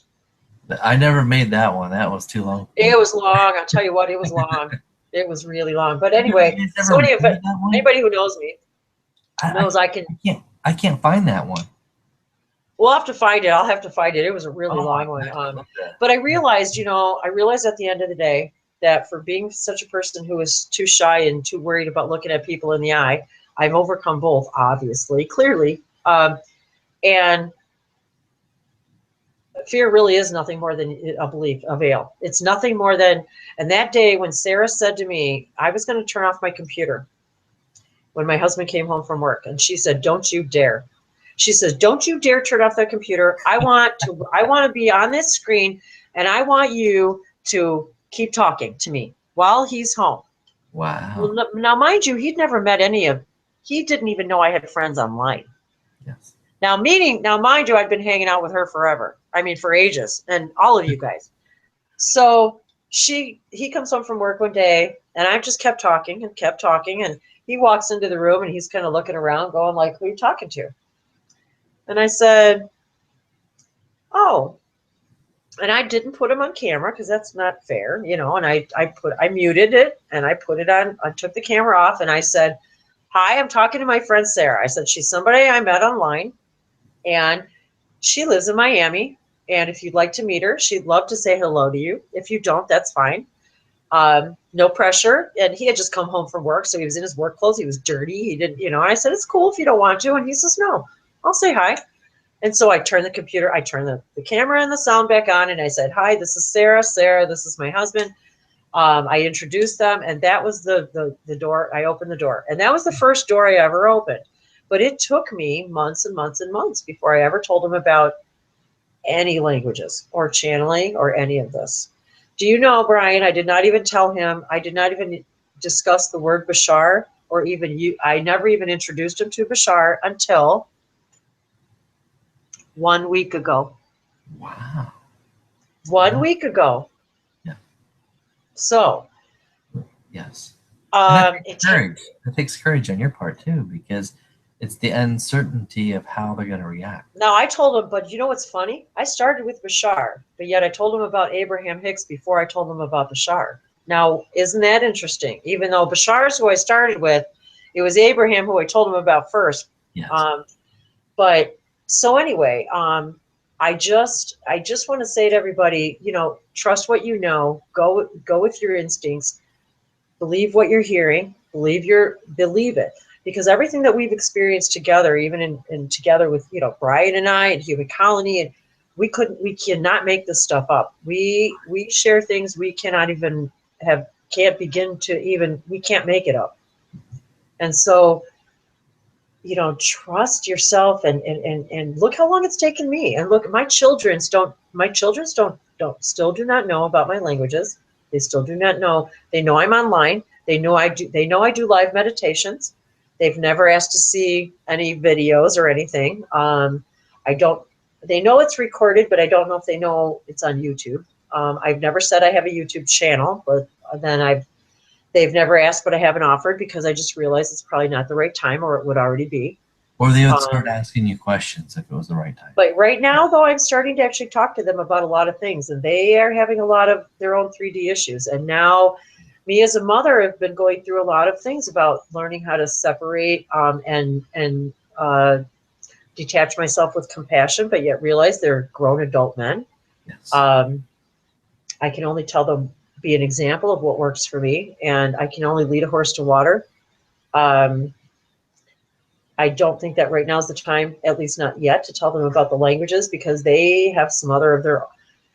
I do not feel that it's necessarily fair for us also to push things on our family that we already know they're not going to be ready for, because it's counterproductive to both of us, isn't it? Because one, you put them in a place where they're not ready. You make them uncomfortable. You make them feel stupid. You make them feel as if they're don't know what you're doing, or that you have some secret going on. But it's only fear, because they don't understand, they don't know.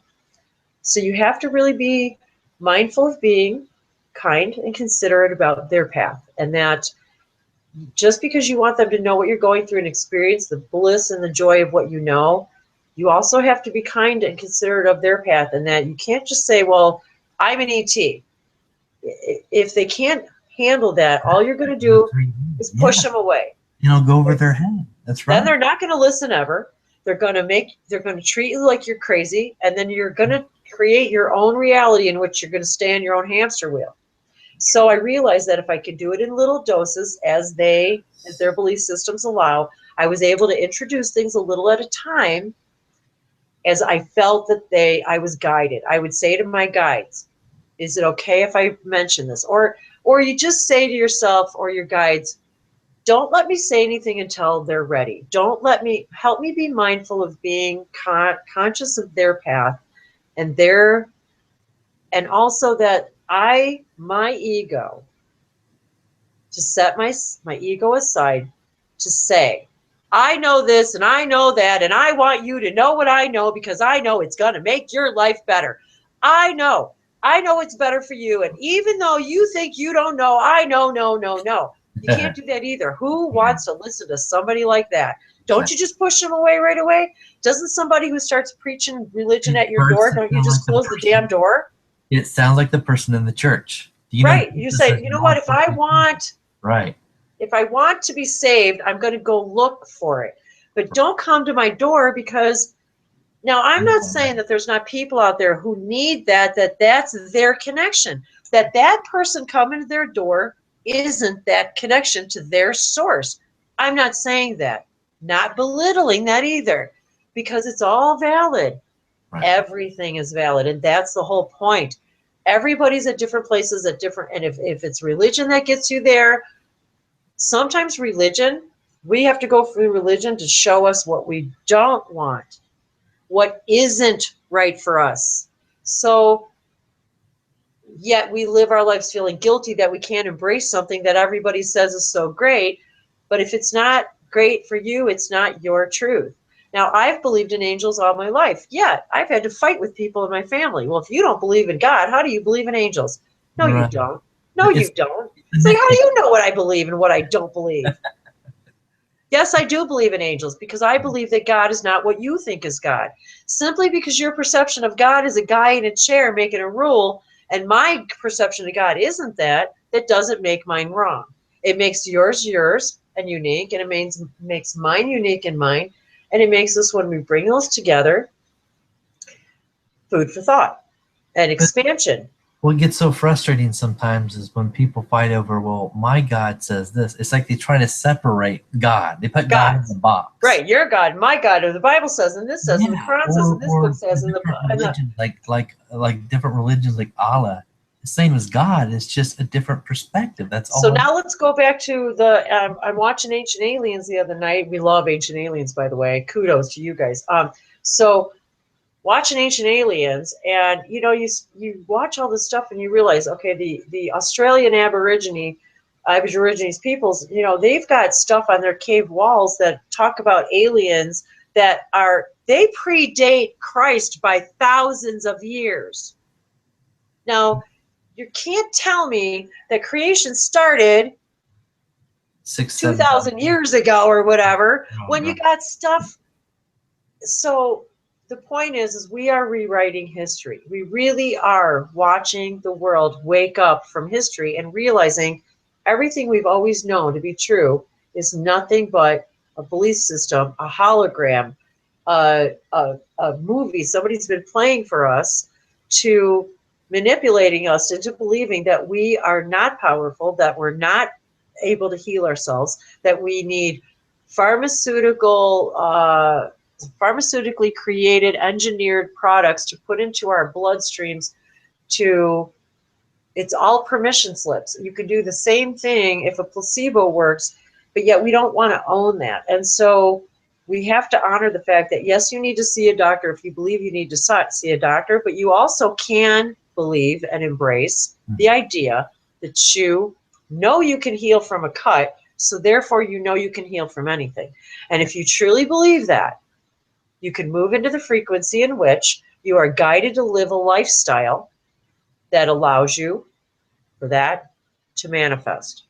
That's what that means. You brought up a good point. There's people in the hospitals, even on their deathbed, who have cancer, terminal cancer or stage 4 cancer, and they go into this remission, and all of a sudden, like, these groups of people even put it on in their hands, like they'll come in the room and pray for them, and even with that group energy, right, automatically, just overnight, they can heal themselves of cancer.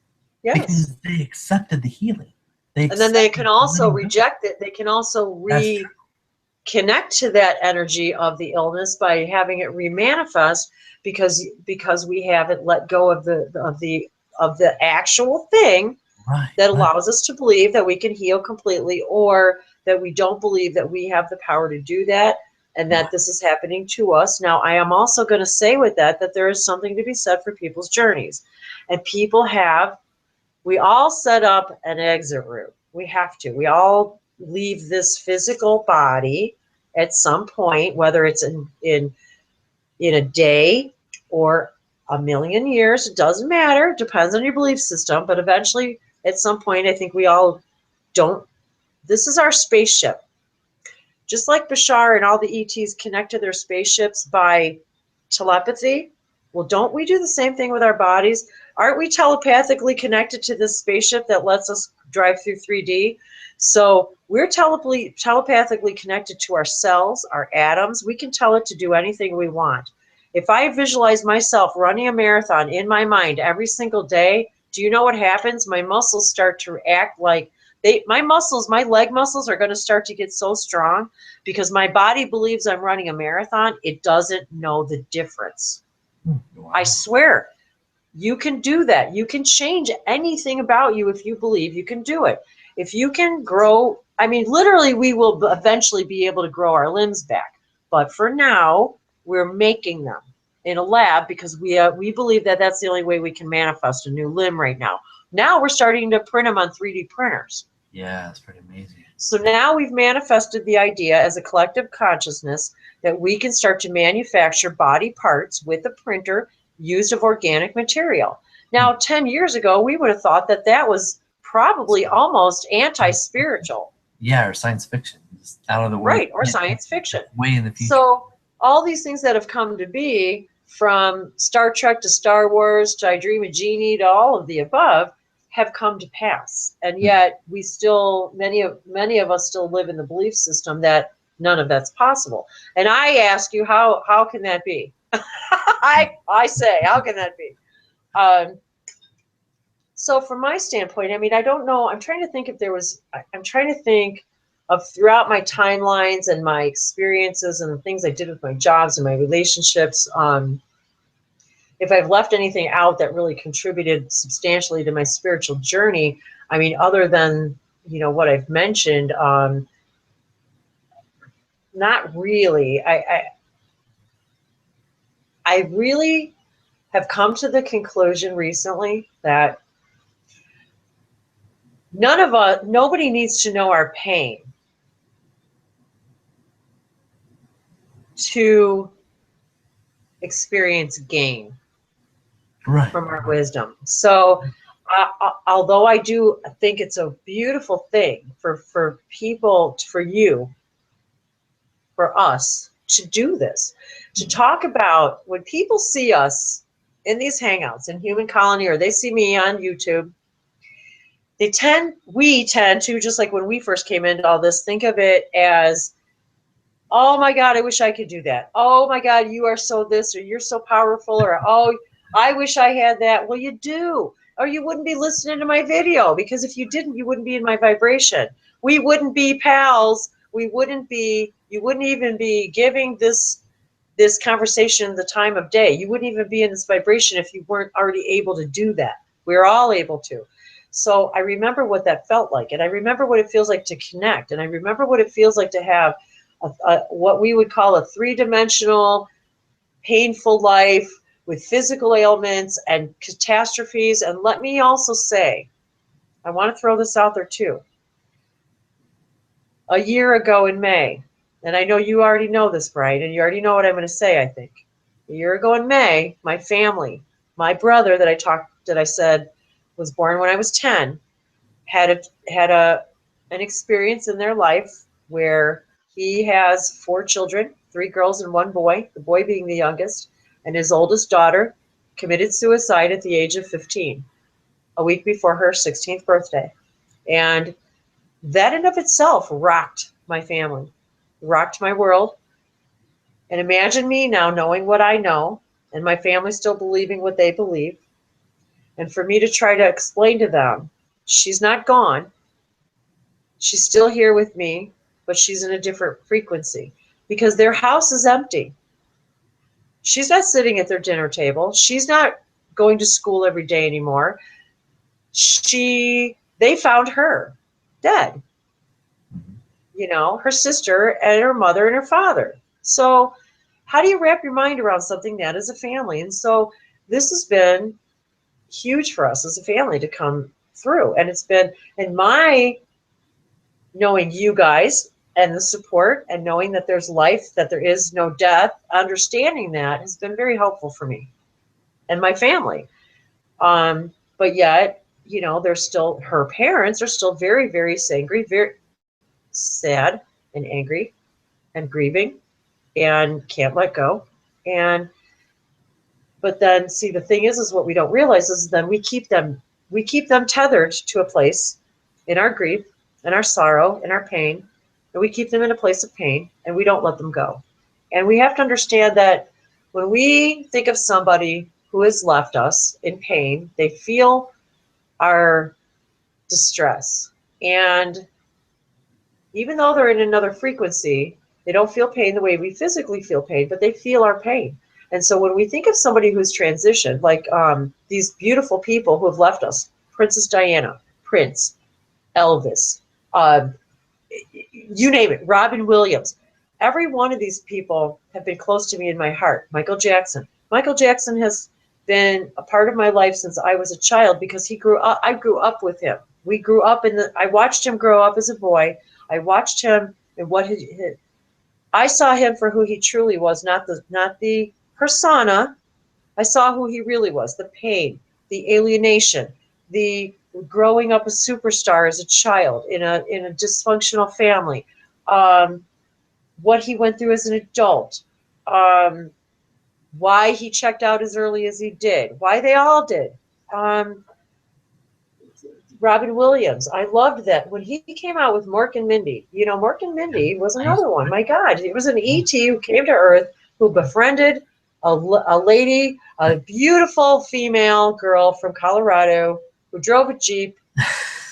Seriously, loved the show. I mean, every single show that all these shows that I think of where people had superpowers, heroes. The Great American Hero. Max Headroom. Yes. Anybody from the 80s who remembers Max Headroom is a metaphor for today and the internet. Yeah. The internet wasn't even invented yet, guys, but look at Max Headroom. Go Google him. Was that what did he did Coca-Cola commercial, didn't he? Yes. It was a Pepsi or was it Coke? It was one of the two. It was Coca-Cola, and he actually, though, Max Headroom became a whole show, a whole TV series about a guy who had an alter ego who was a figment. A digital. It was like a digital guy who came over the radio or the television waves and would break into the news stations and say, "Hey, I got something to say." Well, tell you what, our ET friends are this close because they have the ability to do that now in our internet collective consciousness. If they wanted to, they could break into the signal anytime they wanted. You know that, Brian. You know how many times they've cut off our webinars or shut us up when they didn't want us to say something. They can do it anytime they want. So they watch us, they listen all the time. This stuff's out there all the time, whether we're having a private conversation or not. So, you know, we know damn well that they can do that. But so the point is that this is what was happening back then in the 80s. This show came on television. And do you know, back then, I actually loved that show so much. The corporation that used to own that radio station in that show was called Zigzag. And I had Zigzag on my license plates. Wow. For years, because I understood that one day we were going to be able to communicate via computers, all of us, all over the world, all at one time, simultaneously. And you know how I figured that out? Because my company got the first fax machine. Wow. Not the first one ever made. I just mean I worked for a company that until that time, fax machines had not been invented. And when I worked at this company, now I started typing on a manual typewriter. Manual, the kind that you poke, poke, poke, poke, and it goes click, click, click. Then I learned on an electric typewriter. Still no computers. This is in the 70s. So we didn't have PCs, and then I started programming for a computer company, and we programmed in Unix. But again, it was all keyboard. No mouse, no PCs. There was no internet. There was no none of that. It was a green screen with green letters. It was a dark green screen with light green letters. That was how we programmed. It was called ASCII because it was one color and it was just, you know, it was like Pong. Beep, bing, bing. Then Pong came. Then then Commodore 64 computer. Then Atari. Then Mario Brothers. You know. So I also got to see computer age, and then I got to see the video game industry. My kids grew up on Game Boy, and you know, so all of that. So all of that led to where I am today. And now when I go into my astral time, I know I'm driving a spaceship. I'm going to the colonies. I'm meeting other galaxies. I'm speaking languages. I'm a first contact. I'm taking care of hybrid children. I'm going to Era. All of those experiences that I put together as a slideshow that I want to call my life were nothing more than a holographic movie of which is continuing in this conversation and in this reality right now in my 3D hologram of what I needed to do to accelerate the planet and have and assist everybody in all this what we're doing today. So I think at the end of the day, from the beginning, from the time I was born until realizing what I'm capable of now, I think kind of in a nutshell, sort of puts it all into perspective. I've been many roles. I've been the boss, I've been the employee, I've been the mom, the daughter, the wife. And I know I've been all of those in every other lives, and I've been all of those things too in other lives of all of us, you know. Yeah. And we are starting to feel those timelines bleed together, and we start to experience that, and we start to see each other when we meet, and we go, oh my gosh, you're my sister in another timeline. Or somebody says, I listened to your light language video and I cried. Or, oh my God, I can speak that language. I didn't know I could speak that language. I recognize what you're saying, even though I don't know the words. My heart hears it. That's how I felt the first time I heard galactic languages. I wanted to cry because it was the most beautiful thing I'd ever felt in my life. Yeah, I mean, it makes that So, bonds, the connections that people make. It brings back the remembrance. So yeah. so I don't know, you know, I mean, I know that I probably, and I knew this was going to happen, Brian, because that's, you know me. I could actually, there will come a day, and you mark my words, guys, that there will come a day when I'll be doing freaking weekend, you know, weekend webinars and seminars and whatever you want to call it, and events and channeling All that. and galactic light language singing, and I see myself on stage, and I've been taking Reiki classes, and I know that I'm a healer, and I just took the Aquarian Fire energy healing course with Will Yeah. at the web weekend, and then I took the Galactic One A and B just this last weekend. I finished that Galactic Reiki and Usui Reiki. So it's like it's a culmination of all of that and then some. It's understanding that this is all together. So if you're trying to heal, it's not just about, and I say this to the world, you don't have to abandon your drugs and your doctors, but try everything else along the way so that eventually, I mean, I went completely where one day I finally opened up the medicine cabinet and said, I heard my body scream, say, no more, please, no more Advil, no more drugs, no more over-the-counter pain relievers. I can't take another thing. And so I stopped everything, and I got myself off of everything, every medication, everything, because everything we have is here on earth we need. And it doesn't need to be pharmaceutically enhanced or recreated. It makes it convenient maybe, but it takes away the original vibration of the plant, of the intention, of, you know, so this is what our shamans know. This is why I know I'm a galactic shaman. I know that I bring information from the other realms to the earth, how to heal from our plants, how to be in joy. And that whole thing about looking younger, Bashar said, and this is what finally confirmed it for me. When you are in joy, you do not age. When you are in bliss and you're doing something like today, we're in this wonderful conversation.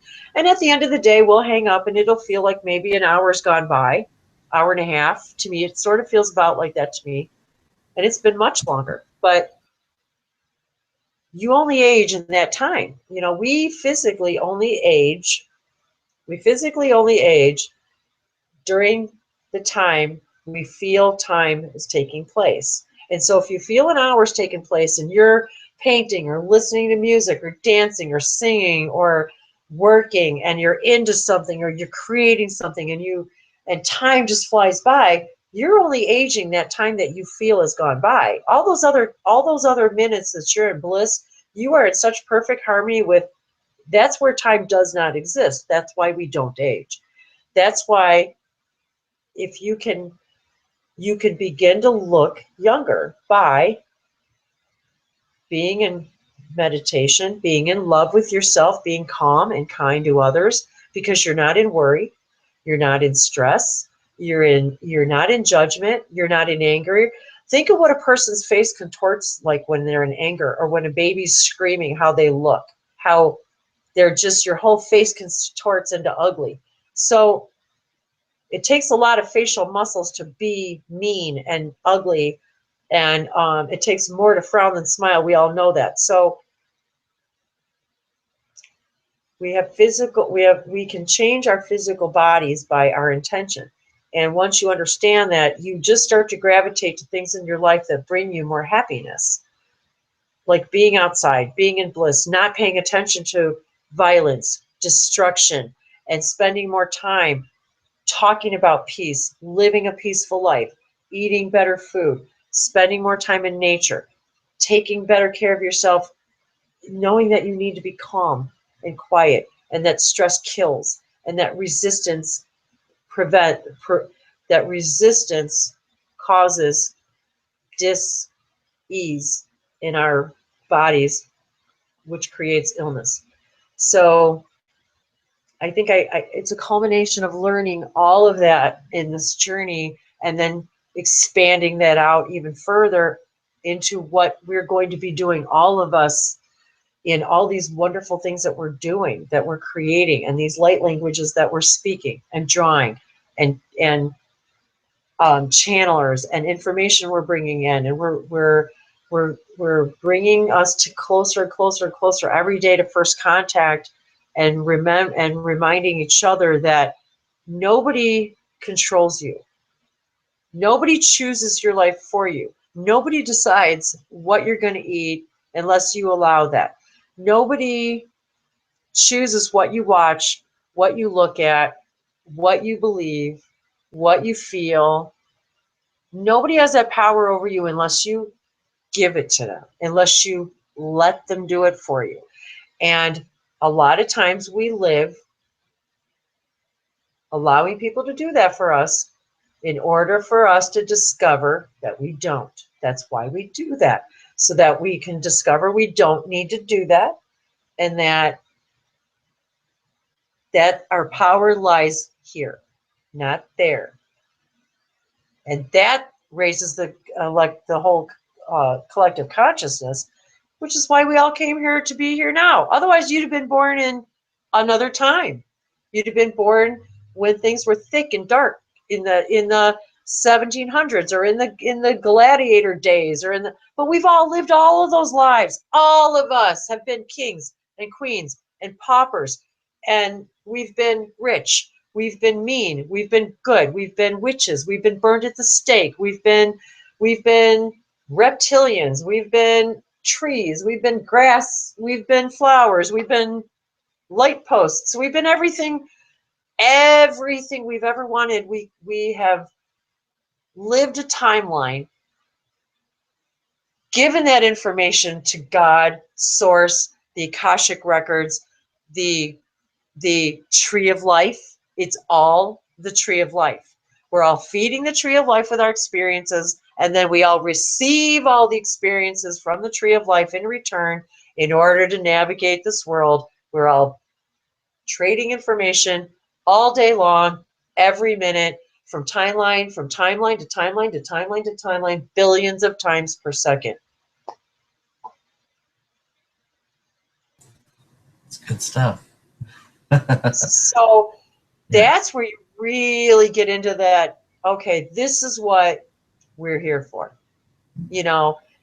This petty, argumentative, egotistical, he said, she said, I'm not, you're this, you're not that, this country, that country, you're a bigot, you're this color, you're So it's being brought up. It's being brought up. Everything on the table is just to show show people the world. What kind of world do we really choose to live in? And now look at what's coming out now. They're talking about, oh yeah, the Queen of England's finally showing her true reptilian self, and then she's morphing, and she's showing everybody that she's really a reptilian. And now look at what's happening to the Russians and the Olympics. And now you've got just killings and this and that. It's like, it's not that it's getting worse. We're more aware that it's not working. Right. And we're also becoming aware that, yup, we've got all kinds of beings in cahoots here, guys, with all kinds of beings. And all of our governments they have been communicating with all these civilizations for longer than you think. They've been feeding us what they wanted us to hear, and wanted us to see, and wanted us to drink, and wanted us to eat, wanted us to breathe. Now we're done. We're all awake. We're all aware, waking up to the fact that we've been giving away our power. We've been letting them do what they want to us with our food and our drinks and our sky and our air and our water. Right. And it's time to change. And the only way to do it is to raise ourselves up. Yeah, I'm seeing a lot of groups and people really building the dialogue, talking about it, sharing it, Oh and yeah, it's getting out there. It's really, and you they're start to see it in the news too. Yeah, well, and they're even in the news. They're starting to show good stories, and yeah, even yeah. on Facebook, Hmm. I'm seeing more posting on Facebook about spirituality, metaphysics, extraterrestrials, Yeah, um, science, meditation, yeah, yeah. bliss, joy, natural pain relief, Ayurvedic medicines. The Have you noticed that there's Native American information flooding the internet? Really Because good we're stuff. going back to the understanding that everything's connected, that you can talk to the sky and the trees and the earth. Nature, Nothing yes. is separated, and they understood that. They Hmm. got that. And that's why you're seeing this flood of Native American information out there, because that frequency is coming back to us, that shamanic understanding that everything is one, that everything's created, the earth has everything you need to heal, um, and that you'll be guided to it if you simply ask spirit guides, my highest self, tell me what it is that I need to do and hear and see today to for the highest good of myself and my body and my cells and my mind and my spirit, which in turn serves the good of the all. I don't think it's very complicated. Um, Just keep it I never simplistic. have. Yeah, I really believe that too. It's like simplicity is the best, you know. It is. It's just that's why they would, even in the program that we call the program, but even in Yeah, the 12-step programs, that's where one they used to love that saying, KISS. Keep it simple, stupid. Keep it simple, or keep it spiritually. Everybody's put their own take on it right. nowadays, but everybody was always the same way, and it's the same thing as keep it simple. Let it be obvious. Even Bashar says, let it be obvious, you guys, because it is. If it doesn't feel good, don't do that. My dad used to say that to me all the time. If it doesn't, well, then don't do that. It's that simple. If it hurts you to look at stuff on the news, don't watch it. If it Oh, makes you, if it makes you cry to watch animals being neglected, don't watch it. Post adoption agencies. Post things about spirituality, post things about good food, good eating, post things about being in joy or exercise or something positive. If it doesn't make you feel good, don't do it, because you're bringing the whole collective consciousness down. Because as soon as you see something that makes you upset or angry or resentful, you bring that frequency out into the world. You touch everybody you touch with it at the grocery store, your children, your family, your spouse, everybody you touch, you bring that frequency with you of ugly, instead of you're carrying the vibration of the problem and not the solution. It's that simple. And your experience is going to reflect it to you over and over and over. Well, of course it's happening to me, because look at all this crap that's happening in my life. Well, it's happening in your life because you're in that frequency. Stop living there, and you'll stop seeing that. You'll stop seeing that reflection in your creation. And I mistakenly came up with that word at the retreat, creality, but it's true. You're creating your reality. It's creality. It's your own creation, and you can blame everybody else, but until you figure out that it's you and your vibration and what you think, that thoughts are things and beliefs are just thoughts you keep thinking, and if you change your belief, you change your thought, you change your belief, you change your action, because if your belief's different, you act different. And if you act different, your reality changes. So yeah, you create your own reality, period. By your vibration, by what you look at, what you focus on, and what you do. It's that easy. now And I when think that's all I have to say. I was gonna say, now when does your movie come out again? It's coming out soon, isn't it? Because you know what I mean? It's like, is it really, when it comes down to it, that's really, at the end of the day, pretty simple.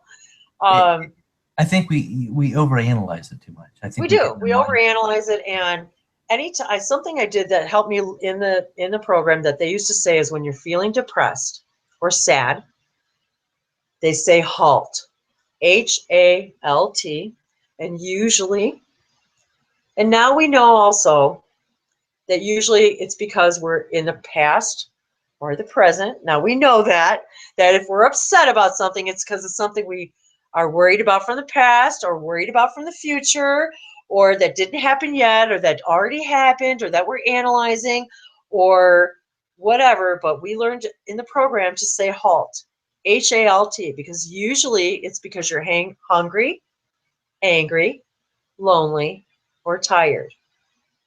Almost always, if you're depressed, now I'm not talking about clinical depression, but I will say this is a prevention to allowing yourself to create a reality of needing to experience clinical depression.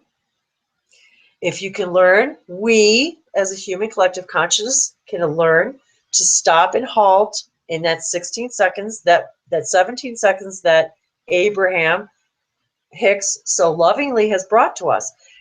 That's why they told us as we were kids growing up, count to 10 if you're mad. But most of the time when you're angry or if you're feeling bad or depressed, it's because you're one of those things. You're either hungry, angry, lonely, or tired. And then you have to figure out why. Why am I hungry? Go eat something. Why am I lonely? Well, it's because I think that I'm lacking somehow, because I'm lonely and thinking that I'm alone, that nobody loves me or whatever. Or am I just simply tired? Do I just simply need rest? You know, or am I angry about something that has nothing to do with me? Am I angry about something that has nothing to do with anything? So a lot of times, if you can just stop and be obvious and say, okay, let me just halt for a second. Let me eliminate those. Am I hungry, angry, lonely, or tired? And if I am, let's see if we can find out the cause of those. And if it's deeper than that, then it's about a deep-seated issue. It's about a deep-seated belief about something that you feel so depressed about and are so lacking within yourself that you feel there's no way out. That you feel, and I know this. My niece committed suicide at 16 years old because she thought that there was nothing left worth living, that there was nobody listening, that no one cared, that no one really knew her. She was involved in cosplay, and which I didn't know anything about, and I know very little about now, but it's all about being accepted and being able to take your uniqueness. And she was labeled ADHD, and she was on drugs, and I mean all of that, and she hated all of it. She didn't want to be on the drugs. She couldn't sleep, she couldn't eat, she couldn't function. She wasn't her on these drugs, and she hated it. But yet they told my brother in school, if she's not on her medication, she can't come to school because we can't handle it. So now you got that whole thing again with the school and the kids, and she was ridiculed constantly by what she looked like, how she dressed. Matter of fact, that's one of the reasons I wore this dress today, in honor of her, because I bought her a matching dress right before she died for her birthday. I bought her a matching dress, I think the year before, because I wanted her to feel beautiful, because she didn't feel beautiful. And she was one of the most beautiful people I've ever known. She was such a gifted artist. She was so clever and creative, and the way she thought about things. But yet, because she felt like nobody understood her, and then she made some friends online and then got rejected, and that was it. It was all she could take. Now, we also realized that she probably, maybe, I don't know, how do any of us really know? Maybe she came in as that agreement to do that. But I don't think that suicide is necessarily an agreement. I think it's something that we decide along the way, but I don't know, and I don't really want to get into all that. But what I will say is that channeling Eric and Dr. Matus helped me with that a lot, because as soon as Autumn committed suicide, I started watching more of channeling Eric, because I needed to understand a little bit more about her perspective about, and believe me, I've been there time and time and time and time again. I've been there throughout my whole life of thinking it just seems easier. It just seems easier to check out than it does to do this. And yet something kept me going, and something kept saying, well, they need you. She needs you. Your kids need you. Your mom needs you. Your parents need you. How would they feel if you did that? How would you feel if they did that? So I realized that that wasn't my path. It just wasn't. And helping people pass that path, it was my path. Helping people find their path and their own power and their own good and their own qualities and their own magic and their own gifts.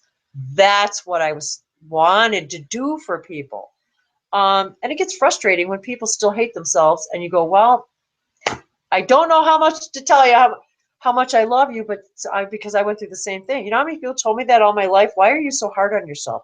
Why do you hate yourself so much? You are the most beautiful, energy, loving, giving, bright, sunshine, never sad individual. Yet they didn't know how I was just so unhappy inside every single day. I was drowning because nobody understood me. And then I find all of this, that's what it's about. We're finding our galactic families. We're finding our spiritual families. And when we found all each other in this and human colony and all of this, all channelers, all spiritual realms, the angels, the archangels, the tarot card readers, the everybody who's out there doing this work is out there to do the same work, to raise the collective consciousness, to make us a better, to ascend us to a better being than we are now, a better type of being, to make the human being a better being. That's what I think we all came to do and are really getting the push now to do. Like Bashar said, 2016, everything's going to change. And isn't it true? And I know I'm not the only one experiencing this. I mean, we're all getting this push to become and do what we came here to do. Boy, that was weird. I swear to God, I just saw lights in my room. That was really weird. This is really good, Wendy. Thank you. I'm serious. I'm seeing like flashes of lights in my room. So but I'm very multidimensional. I'm very Shikani.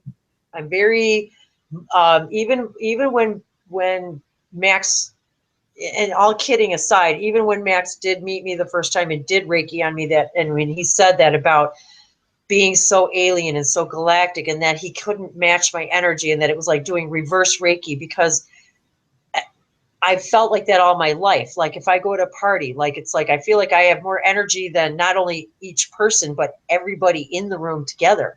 And I don't know how to explain it. And I don't know why I'm like that. But I know it's because I'm here to do something specific with that energy and with this voice and with these languages and with this information. So how can people get a hold of you? What way? Well, the best way to find me, you can find me as Wendy Wolf. I'm on Google. I have to say I haven't been posting quite near as much stuff because I've been focusing more on living through the Languages of Lights page, only because that's where I've been spending the bulk of my time. So I am on Google Plus and YouTube as Languages of Lights, and that is an S on both, because it truly is the multitude of languages of all the different lights of all realms. And I'm on Facebook. I started a Facebook page a long time ago under the name Harmony Synchronicity. And I was going to change it, and I decided just to leave it because I really believe in that. I believe about harmony as the synchronicity, and the synchronicity is the harmony of life. And I believe that all of our spirit guides, our higher selves, God, whatever you want to call it, source energy, our all of our beings that are with us, our guardian angels, I believe they all speak to us in synchronicity, and they show us by the synchronicity of, okay, this is the lesson you need to learn now, or this is the thing you need to do now, or like I said earlier, I even use it for, okay, now's the time to make your dentist appointment because you're going to get the best appointment with the best person. And it happens every time. So I just started realizing that harmony and synchronicity really were, like Bashar said, everything is synchronicity. It's your, everything's talking to you. So I'm on Facebook under Harmony Synchronicity, and then I also have a Languages of Lights page on my Harmony Synchronicity page. So Well, I'll put feel that. free to email me. My email is languagesoflights@gmail.com. I'll stick that in the description too. Yeah, so Languages of Lights. So, and actually I've got languagesoflights.com is my URL, but I haven't actually, I don't have like a website yet or anything like that. But I will be starting probably pretty soon. A lot of people have been asking me to do private Sessions. activations and light language activations and private intuitions. I mean, private sessions. So I probably will start that pretty soon. I really can do it anytime. If anybody wants to spend time with me privately, I'm happy to take donations. I have Languages of Lights at Gmail. I'm on PayPal. If anybody wants a private session, I'm happy to do one. I haven't like hung my shingle out yet. I haven't like put anything out there as far as a website or pricing. I think right now I want to start by either exchanging channeling and exchanging energy, exchanging tarot card readings, oracle card readings, energy healings, whatever. I'm all about learning and at the same time. So I would love to share. I've had lots of people ask me on Facebook now too, would you be interested in sharing? Would you do like, I'll do a reading if you do a healing or a light language activation? I love that idea because I think that we all are going to be able to share our gifts and talents without always having to exchange what we call money. So, sure, I always need new equipment, and I'm constantly, I want to explore and take more classes and take Reiki and expand my knowledge and be a better teacher, a better healer, a better everything. So yeah, I welcome that. I welcome donations if in the way of monetary abundance, because it allows me to be able to take more classes and do more things and help people and buy a new headset, so I can sound better and stuff like that. We all know what it's like to be out there. It takes tools and it takes money but it's not really about that for me at this, because that's why I haven't even really put that out there as far as actual, but anyway, so yeah, I've been thinking about doing that. So yeah, I'm all about open to doing a private session for donations at this point. I really haven't set any prices. We could talk about that privately. Whoever wants to, that's fine. But yeah, I'm open to exchanging, time and energy and readings and whatever, channeling. So yeah, that's where you can find me, Languages of Lights at Gmail, and you can, just send me. And if you happen to see my videos on YouTube under Languages of Lights, I do lots of different kinds of light language videos. A lot of different entities and beings and things come through, lots of different kinds of information. Sometimes it's just light language activations where it's not meant to have any kind of channeling or message. Sometimes there's a message before it. Sometimes it's after. Sometimes it's during. Sometimes it's both. I just go with the flow. I use in my own personal life, I use crystals. I'm starting to learn. I don't know a lot about them. I just use it by vibration. I hold them. I use my crystals during my Reiki to give me energy so that I may give other people energy. I have a great big giant pyramid. I am really interested in pyramid and pyramid technology. I believe that the pyramids are the secrets to sound, vibration, healing, time travel, teleportation. I believe that scent heals as well. That's why we have aromatherapy.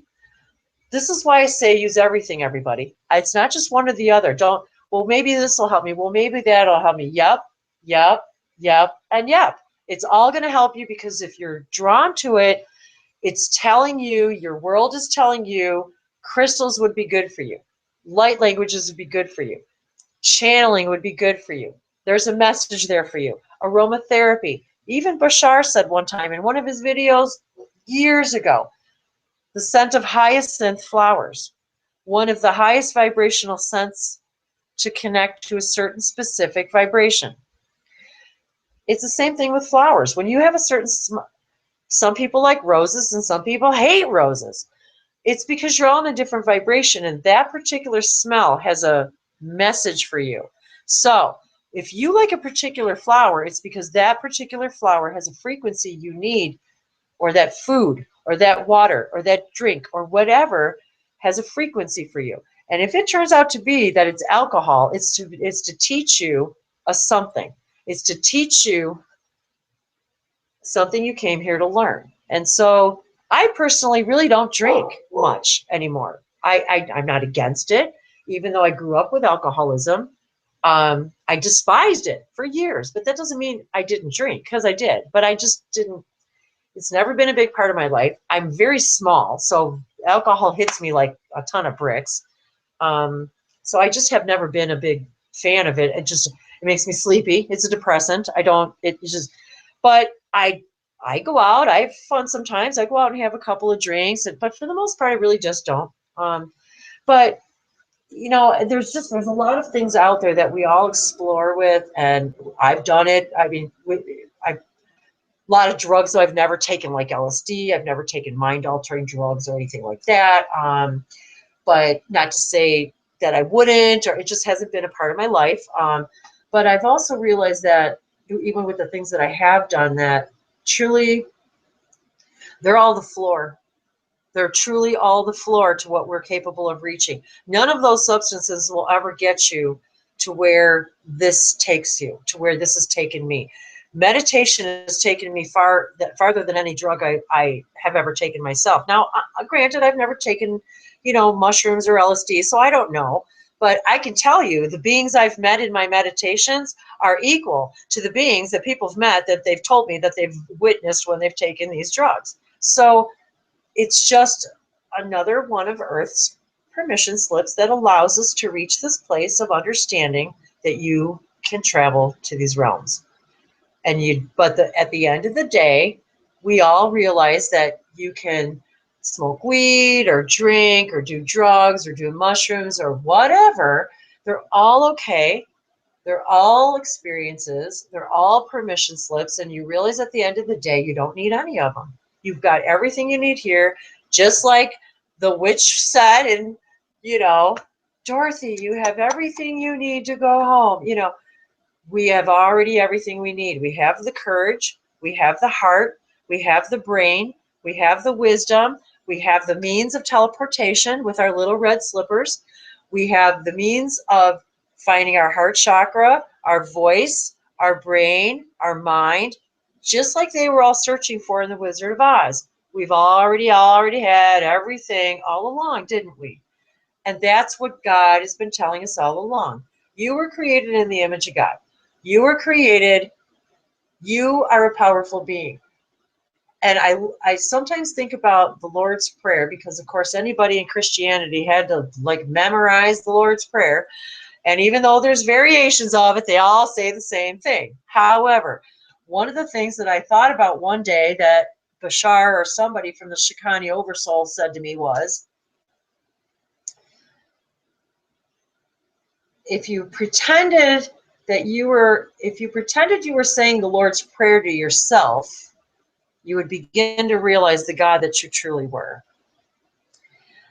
And it kind of made me realize that when you start to say the words of the prayer and you say it as if you're speaking to yourself, you realize the prayer was not meant to be said to God. It was meant to be said to each other. It was meant to be said to ourselves, because every word in it, and it's just interesting, because the part that gets me the most is, thy will be done. It is not God's will. It's your will, our will. Thy will be done. Your will be done because you said so. Thy will be done. God said it right there in the prayer. Your will be done. You're in charge. So I'm not saying that you can't have attacked beings on you. I'm not saying that doesn't exist, because it does. But what I'm saying is we came here for experiences, and you get to choose who you let in and who you don't. You get to choose whether or not you want to have an experience with a negative entity or not. You get to choose, and it's valid. It's an okay experience. That is a valid thing to do, to say, I want to have an experience with a negative entity and I want it to possess me. I want to have that experience so I can figure out what that's like, to either whatever. I just want to figure out how I can become unpossessed, or I can figure out I'm in charge. But whatever the case may be, it's an experience, and it's an experiential choice. And so it's all valid.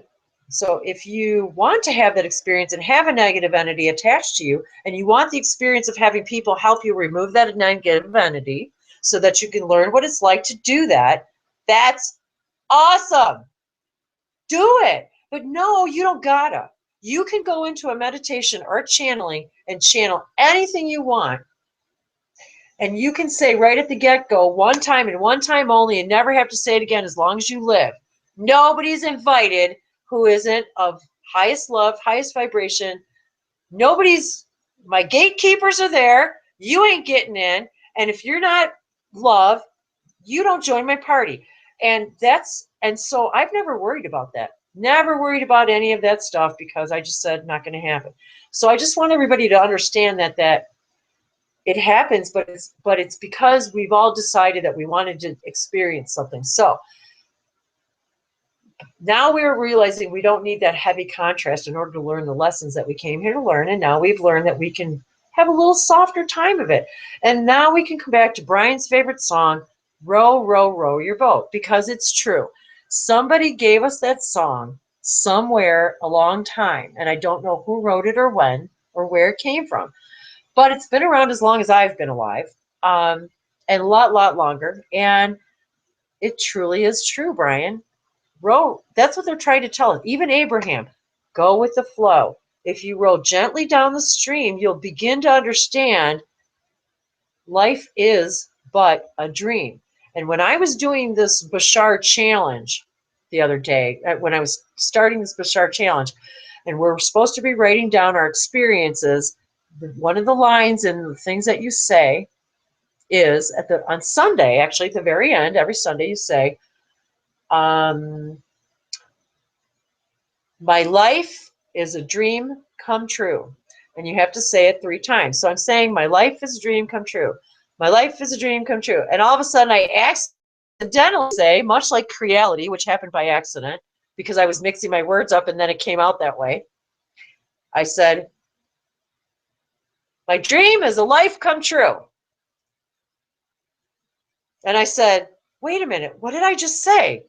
My dream is a life come true. Bashar's like, that's what he wanted me to hear. Your dream is your life coming true. What you dream, what you imagine is your life coming true. So whatever you dream, whatever you think about, whatever you focus on is exactly what you're going to experience. And the even more profound part of that was, when you go to sleep at night, you're living your real life. And when you wake up in the morning, you suck yourself and all of your being back into a 3D starship that allows you to navigate 3-dimensional reality, walking around and stuff. And you come back into your starship in the morning so that you can live your 3D focus. But your real life is when you're sleeping. So you are right on with that song. And the other side of that is your dream is your life coming true. Period. I don't know. I don't know if there is anything left to say.